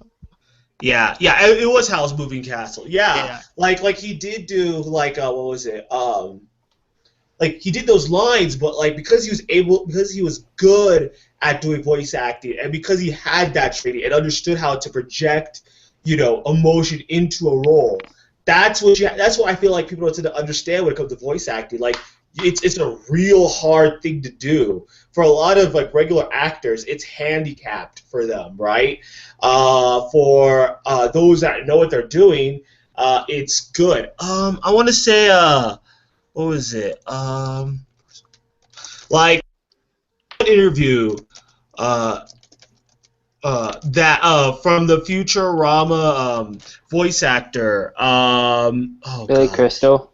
not Billy Billy Crystal, but Billy West. There we go. Yeah, Billy West, and he was like that interview. You should listen to him about how he talks about like how you have to be like a voice actor in order to do stuff, right? And to understand that in order to get emotions out of stuff, you have to make sure that you actually can project it through your voice. Like Mel Brooks, who did a lot of the Bugs Bunny and like older cartoon, or no, Mel Blanc, excuse me, Mel Blanc. Yeah, so he did a lot of stuff. He uses an example of like Robin Williams, who did Genie for Aladdin, and like if you know Genie, what was it like Most the of those voice lines acting? were ad lib though. Most of those lines were just him doing stuff, and they kind of just used it anyway. Yeah, but like that's true. But like even then, if you look at how he was able to do stuff for Genie, like what was it? He did it. They didn't write the character for him. He kind of took and made and owned the character. And I feel like that's what people have to understand about voice acting the most. Like you have to actually like own your character in order to do stuff.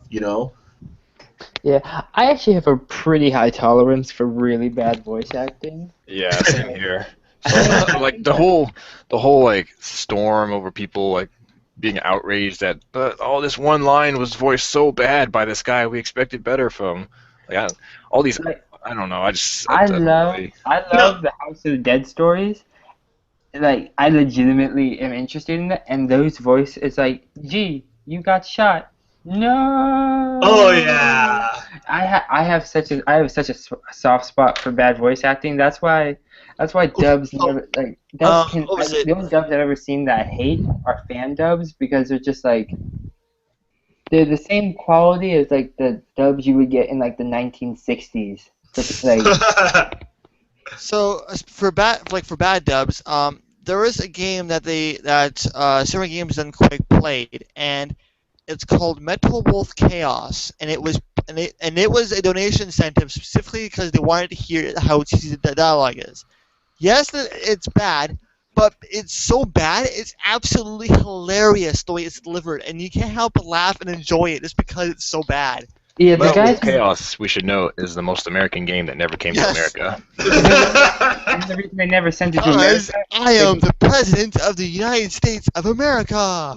Yeah, They it's did about not- like Whatever. They thought Americans wouldn't like the game, so they decided not to. And almost the entire game is in English. Yes, it's the best. That's the funniest part. It's in Jap. It's all text in Japanese, but the whole thing is voice acted in English. Like Bayonetta. Really? Yeah, Bayonetta was not. I didn't know that. Yeah, the first time Bayonetta actually was in Japanese was when they made the anime. Holy shit. Yeah, no, it's Platinum. Platinum. I feel like we're coming back to Platinum, but yeah, no, Platinum. That's all right. Definitely for me, it sticks to what he believes in. Yeah. He does not. Just a little aside there for like cheesy Yeah. voice acting. Okay. Can we talk about something real quick? There's a crap ton of comic book shows coming out.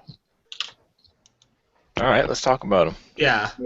Okay, I think we should Over probably to, talk about the ones that have come out already. So that's Arrow. Oh yeah, the Flash. Yeah, the Which I Flash. still haven't. I have the.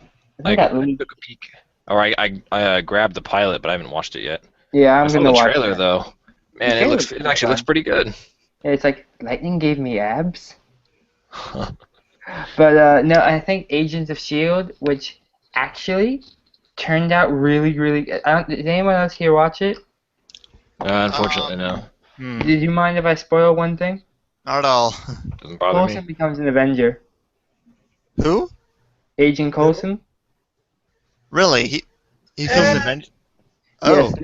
Nick Fury pretty much comes up to Coulson, and Coulson's just like, "Why did you bring me back to life? That was only for Avengers." And Nick Fury puts his hand on Coulson's shoulder. It's just like, "I know. That's why I did it."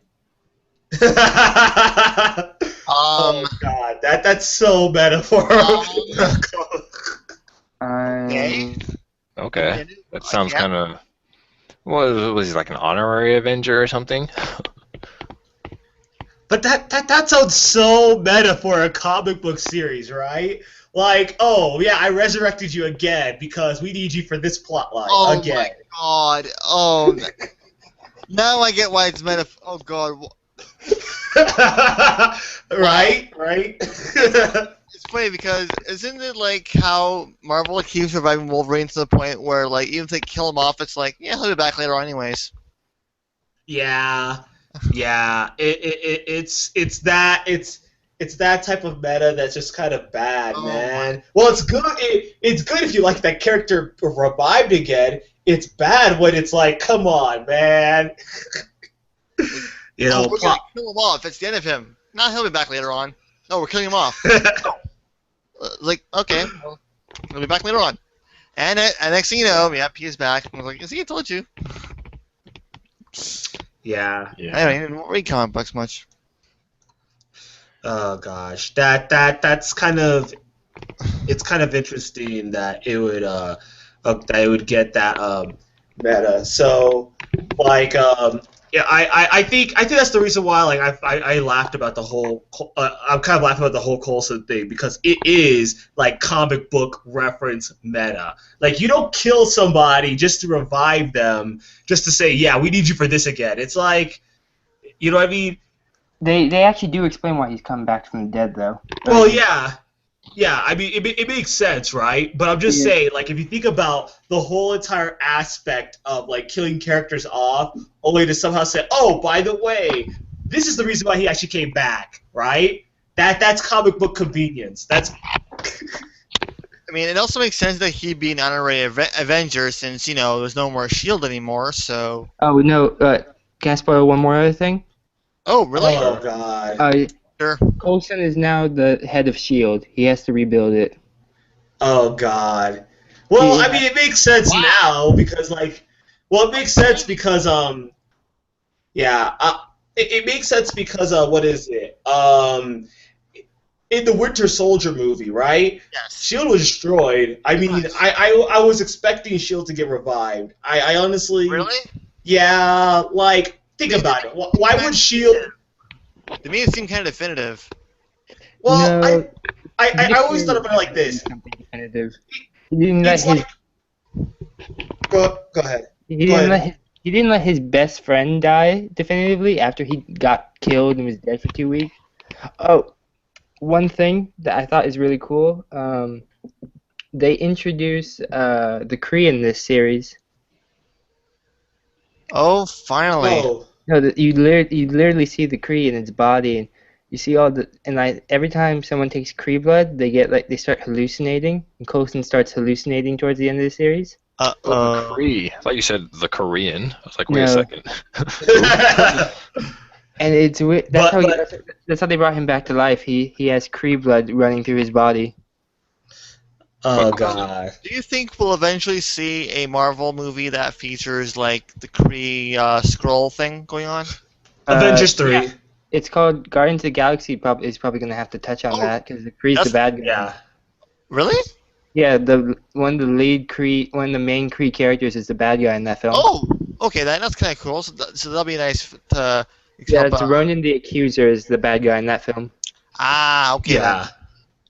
That I've read. It is a weird comic. I can't. Nathan Fillion is supposed to be in that. Who does he play? He's a cameo character. Oh, a lot of people think he's going to be Cosmo the dog. For the What? have you guys ever read Guardians of the Galaxy? No, I. All In I know, Guardians I only know, in I Guardians only know Rocket Raccoon. That's about it. in Guardians of the Galaxy, there's a main base that lies called Nowhere. It lives in a dimension where no time flows and no space goes. It's surrounded by antimatter. It's a giant alien head. It's a giant head of an alien god, and it's run by a Russian dog who got accidentally sent through like a black hole and gained super intelligence. Oh, jeez. Sounds like comic books. And now Yeah, right. and now he also can communicate telepathically, and he has psychic powers. Of course. And he's a Russian dog, so he also drinks lots of vodka. Sounds Oh, about right. Boy. Yeah. He and Rocket do not get along. That I gotta see now. Oh, that's gonna be fun. But like I'm not surprised. Like a lot of this is just comic book logic, not just applying to the U.S. audience or to the mainstream audience through live action. So like anything that I think that's how dumb I am to comic book logic now. That I just say, well, that makes sense and whatever. But yeah. So let's talk about well, like the one thing that we really wanted to get to, How to Train Your Dragon 2. I'll try to keep the spoilers to a minimum, but so what I want to talk about is kind of just like more so the whole world of it that they've kind of brought into the picture from both the series, which I still have to kind of watch more of, and the sequel, because as I'm sure most of you know, like in the first one, it was mostly just about like Vikings versus dragons, more or less, and then one guy had to kind of, kind of say, hey, these guys aren't that bad. There's a reason why they're doing it this way, and then the rest of it. In the series, they kind of expand upon it by kind of saying, oh, there's more of these Viking tribes everywhere. There's these other guys that are trying to do things, etc., etc. There's people that Stoic knows, etc., type thing. So they kind of expand by that in the show, and then as well as the other dragons. And then in the sequel, what I thought was kind of neat was that they don't just they kind of also show you more of the whole world. They show you more of like there's these people called the dragon trappers kind of thing, and then you kind of learn more about that.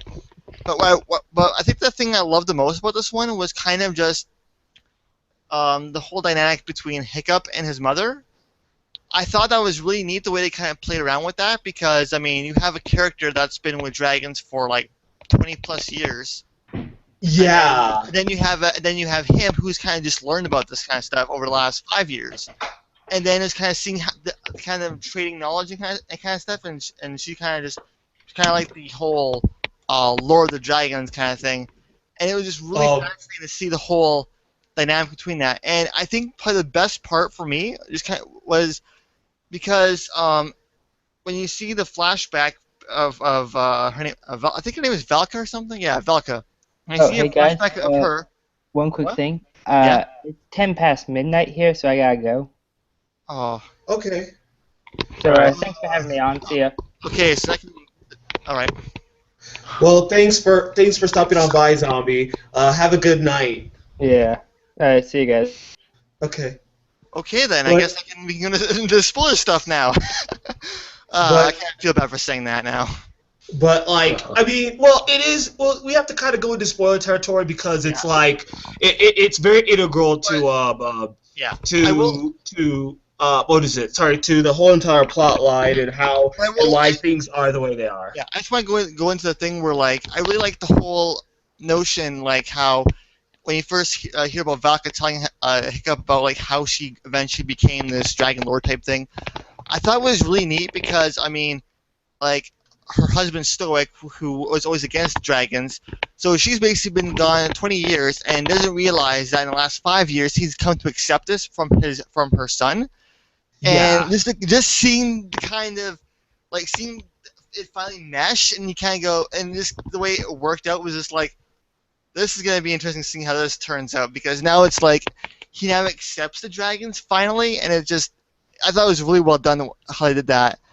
When she meets Stoic again, that was great too. Yeah. Oh, that was like. Because she's like, you've like I know what you're gonna tell me, and he completely ignores that, and it's kind of like he's so happy to see his wife again after all this time. I thought it was such a well done scene because you have like two conflicting things, yet one of them finally like accepts it now. So it was kind of finally this big weight is like, okay, now everything is good for a while anyway.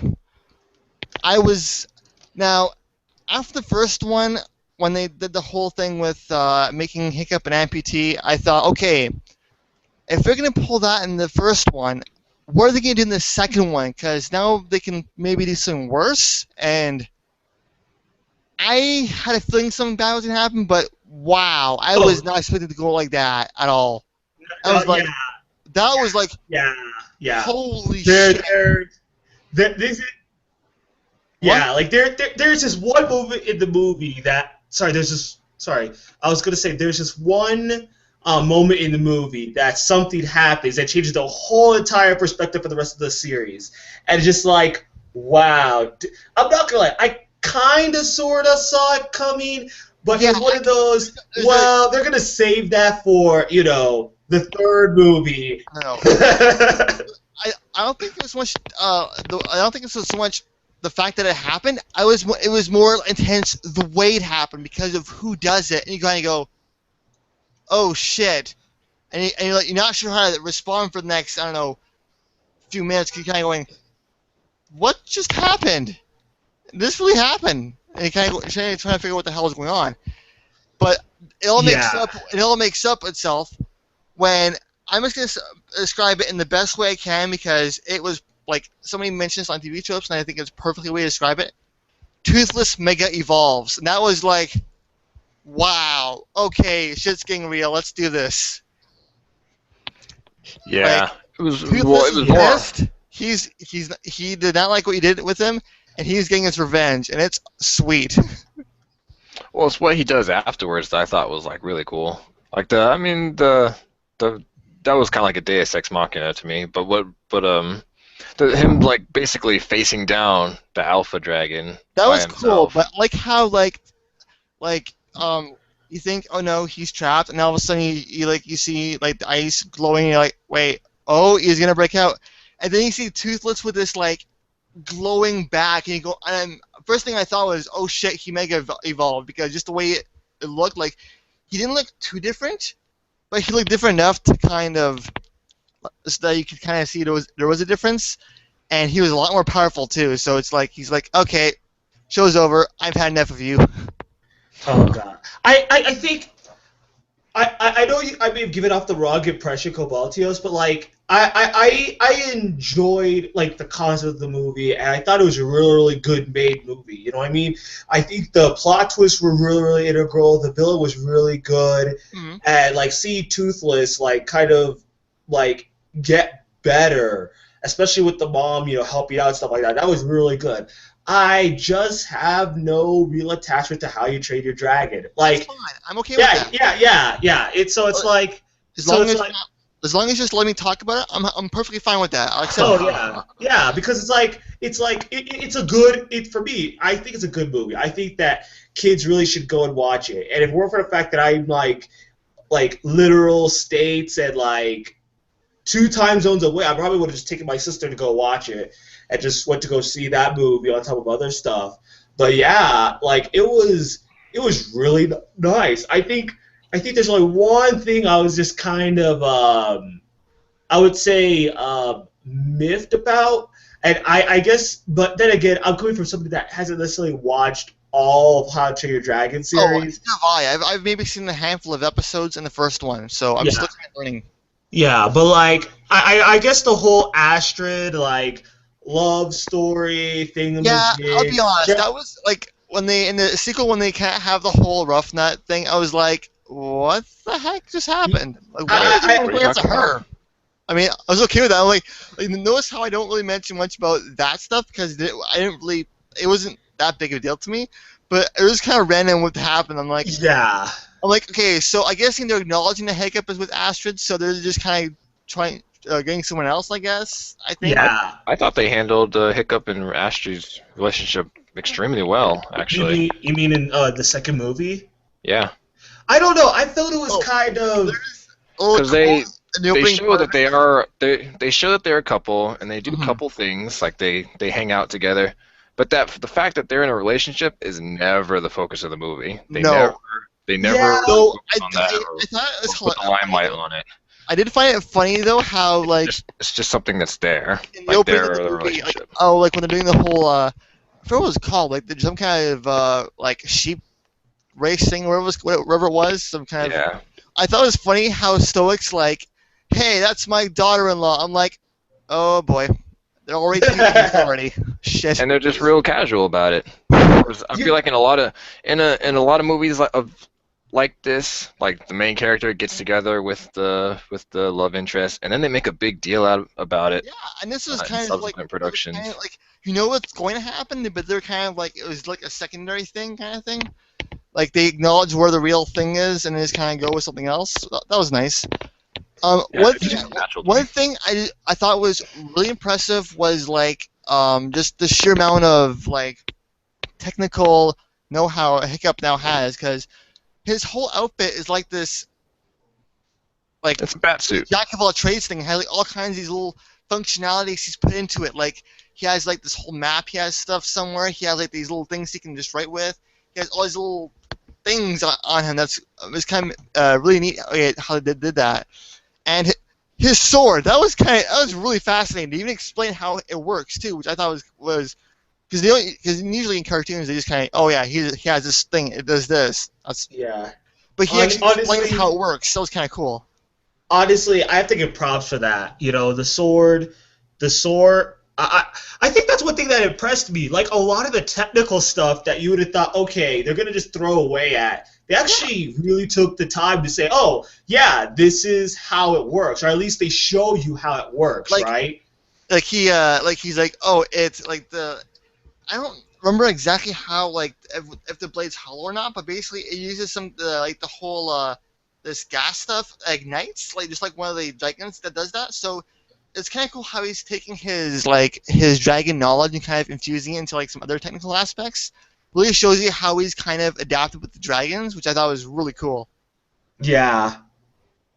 Yeah, I think, well, the thing about well, to kind of retread back about what I had issues with the love interest, but I guess I can now take that back considering everything that's occurred. But I thought it was kind of shoehorned in the sense that It was actually a little bit, I'll admit that much. Well, maybe in the first movie, but Yeah, the first the fact one- that it happened, it's happened now, but they treat it real naturally. I feel like in the second movie now. Well, I mean, I do too. In a way, I feel like it does, but like I feel like I don't know. I felt like it wasn't like it was bad or anything. It was just kind of like I don't want to say there they like dropped, but more like it felt as if they really didn't want to go into it, but they still had to address it. Okay, that makes sense now. And I think that's why I felt like it was shoehorned in, because I felt like they had to address that issue rather than just saying, well, we don't really need to address it and kind of make it flow organically.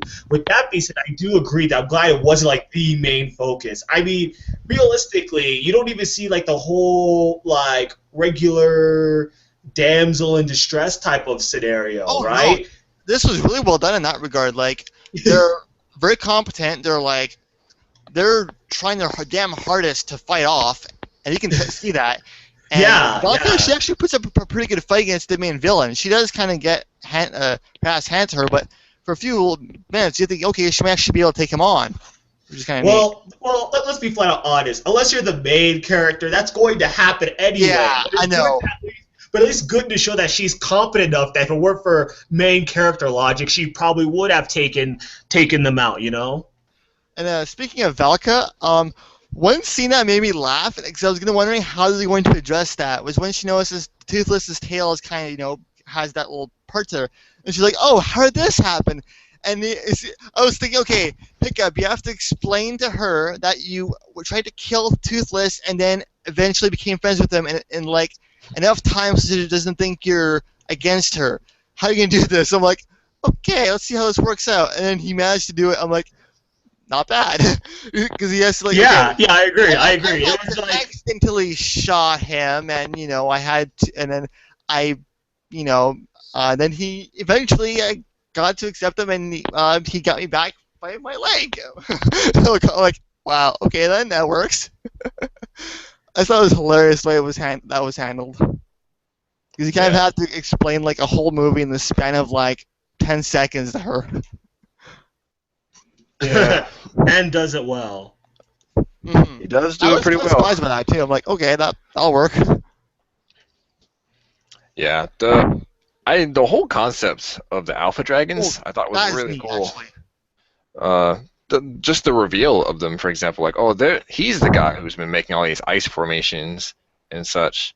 I don't know. I thought that was a really cool concept. I also thought it was kind of neat because it also explains what was going on in the first movie too. Because then you kind of go, oh, so the Green Death was an alpha as well. Okay then, except he was Yeah. doing it a little differently. I wonder if they'll keep. I wonder if they'll keep the alpha concept for the later movies too, because they still have the third season to work with, and they still have the third movie. So I'm curious to see what they'll do for that. Well, it's hard to gauge how many of them are left in the world. Obviously, not many, but because like when you first see the white one, you think, oh, he might be the only one left. And then you see the And black one and go, oh, it's another one too. yeah, so I don't know. They all probably exist somewhere, but it's probably hard for them to hard for you or anybody else to go actually find them, right? Mm. Well now that they're like, because the whole big point of this movie was that like, especially Hiccup mentions this, like Vikings on Dragons. Now the world's a lot bigger now, so like because otherwise because they just go everywhere now. Because that one scene where he's like has this map of his and he's adding parts to it, so he's like exploring this massive world he's in now. Now that he can actually explore. Not I thought that was kind of neat that like. Agreed. Agreed. It seems like now I think aren't they supposed to do like a second animated series set They're for making a them? third season. They're making a third season. Yeah. It's going to be that. Oddly enough, is going to air exclusively on Netflix of all things, which I'm not bothered by at all. That's like as I prefer to watch on Netflix. But for those who are watching on Cartoon Network, I'm like, okay. And apparently, people use Amazon Prime a lot. Yet I don't really see the big deal of it. I only use Amazon Prime because I don't want to buy Netflix. But now after Knights of Sidonia is going to be on Netflix, now I got to actually go get an account for Netflix. Oh. Okay. It's Yeah. pretty good. So yeah, Yeah. so they're making a third movie, and they're making there's talk of a fourth one. Now, I'm okay with it because there are enough, but there's a lot of books they could draw reference from, I suppose. And like to be honest, I actually wasn't sure what they're gonna do for the second movie, and now that I see it, I'm like, okay, so now they can actually. I think there's still a chance they can still talk more about the dragons, because I mean, honestly, we all thought we knew most of them of how they worked in the first one. Then the second one comes out, and we're like, oh, well, that's new. So I think there's still some secrets we don't quite know yet that they can probably address. So that's why this is a good series, because they can actually expand upon it in ways that you wouldn't really think they could, which I think is great. Yeah. I feel like before this movie, I didn't really feel like this. The first movie did. When I first heard they were making a whole bunch of movies and some TV series, like that movie was good, but I don't know if it's franchise material. But I don't know. They did a good job making a case for that with this movie.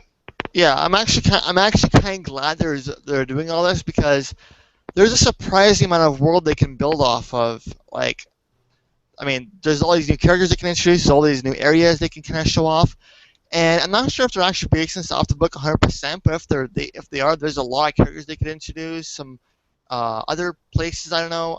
There's a lot they could do with it, which is actually good in a way, because the last thing you want to see is a series being milked for all it's worth. At least in this case, they have some stuff they can actually do with it, and I'm happy with that. Yeah.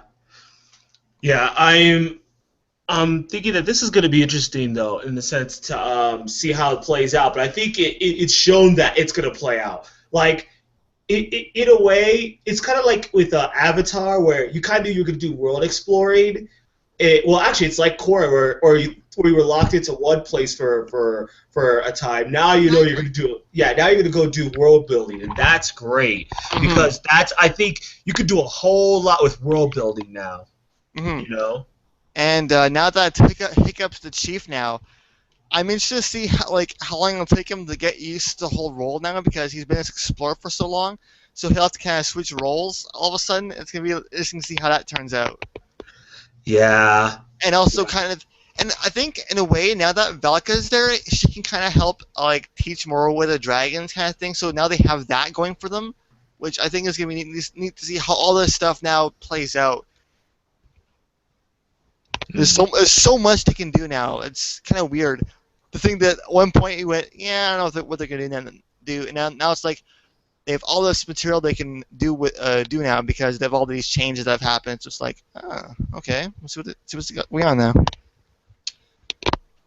Okay, but like everything else is like interesting about the series, and I think we'll get. And I think as it goes on, we'll see how far DreamWorks can actually push this. But as long as the writing is, in my opinion, as good as it was as long as they second... keep what's his name, Jean de Blois, or whatever his name is, I think they'll be fine. Because this guy was the one who had like they test audience to see if they were gonna go with the whole amputee thing in the first movie, and then they decided to see how far they could push that. And I'm okay with anything that he does now because now they've shown that he's not afraid to do. He's not afraid to do anything. Like this is a guy that will do things you would never suspect most. Like because Disney tends to play it safe most times. Yeah. This guy's like, nope, we're killing them off. Like, oh. Yeah, I think that's interesting, though. I think that's an interesting dynamic, right? If you look at Frozen and how everybody was like, holy crap, it's so, like, innovative for Disney, you kind of realize that, wow, Disney really is more conservative on the ideas, right? It's not necessarily, like, a bad thing, but, like, they tend to play it very, very safe. Like, Frozen was something that was out of that safety, right? But it seems like DreamWorks has been more willing to... I think it's mostly just the director. I think it's mostly the director involved in this one. Like this guy seems to want to do stuff that you're typically not supposed to do in like a children's movie, but he does anyways, and he does it to a way that like it's okay. Everything will work out. I'll make sure that you're still gonna have a good time, but you'll have to have some kind of grief for a little bit. But don't worry, I got this. Yeah. But anything else? For this, just in general. Just in general. Like how many of you have seen the Transformers 4, or should we mention that at all? Go ahead. I actually completely forgot that was a thing that was happening. I haven't seen it. So this is a fun fact about that movie. Like I don't know, like part of me does want to see it, another part of me has absolutely no interest in seeing it. So I'm like, I want to see it, but for like different reasons. But at the same time, I'm like, I don't know. Like a part of me is like, I'm kind of burned out of it in a really strange way. Like I think this might be better than the last ones, but I don't know why. But I don't want to see it still. It's just really weird. Well, the good thing is that I have a movie pass, so I'm almost contemplating burning it on this one. Either that or Planet of the Apes. Or Rise of the Apes. Rise of the Planet of the Apes. Right? Yeah, there we go. Who the hell put that name up? I have no idea, but I want to go see that too. But it's interesting. I think that I wanted to see it. Then I made the mistake of reading The Verge's review, and then I was like, I'm gonna hold off on that a bit. Like it's not like The Verge does bad things with reviews sometimes, but it's like I have a rule whenever I go watch movies that I don't read the reviews. I go watch the movie and then go read the reviews. I did the complete opposite, so it's now like I'm a little bit now more hesitant to go watch it, you know. And then I also read the comments too, and that was. Yeah, I should have done that. Well, as long as it's better than the second and third ones, or at least it's more enjoyable than those ones, I'm happy because at least then I know it's not going to pull really bad things, and at least this one has, like, they're doing things they kind of should have been doing since the first and second movies, so at least from what I've heard, like, it's a little more enjoyable, so that might be a plus in my book. We'll see. Yeah. It sounds like they're kind of going, okay, that didn't work, that was complete shit, okay, let's try this again. Maybe we'll get it right. And it sounds like they kind of are, they're learning. Yeah. But I think that just about does it for the Plightcast.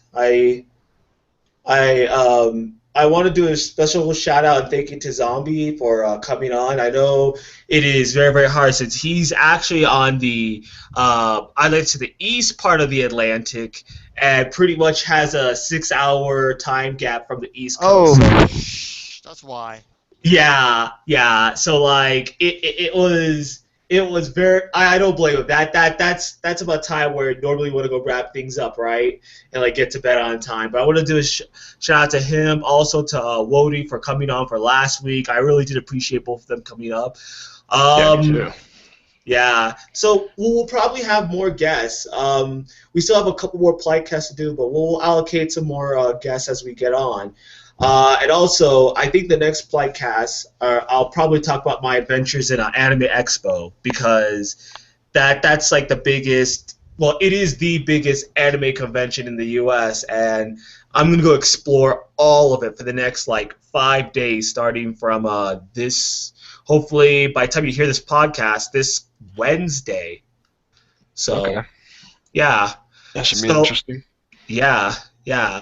I'll also post up pictures too and stuff like that and put it on a different thread than the Plight because I don't want to like overload the Plight with like a lot of pictures and stuff like that. But yeah, yeah. We'll get to see that. We'll get to talk about some more topics and we'll get to have more fun. Yeah, I think I might go try and see the Wind Rises before the next show as well, before the next episode as well. I would kind of So want to see that. when about will the next episode be around? Well, that's a good question. Since we're pretty much on the point where we're hitting July, right? Right. We've got time. It'll probably be like it'll be like the second to last or the last full week of July. We can afford one. We can afford. Yeah, it'll probably be around like the 19th, weekend of July 18, because at that point I'll be able to actually like do stuff. It'll be like 3 weeks later, and we can afford to do one show in July since it's actually relatively short anyway. So.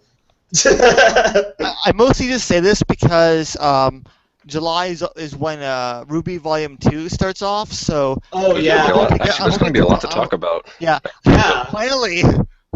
So I'm Yeah. gonna hopefully talk a little bit about that and see Because what's there'll going be on. Ruby, So there'll I'm be a new hoping season that- of anime.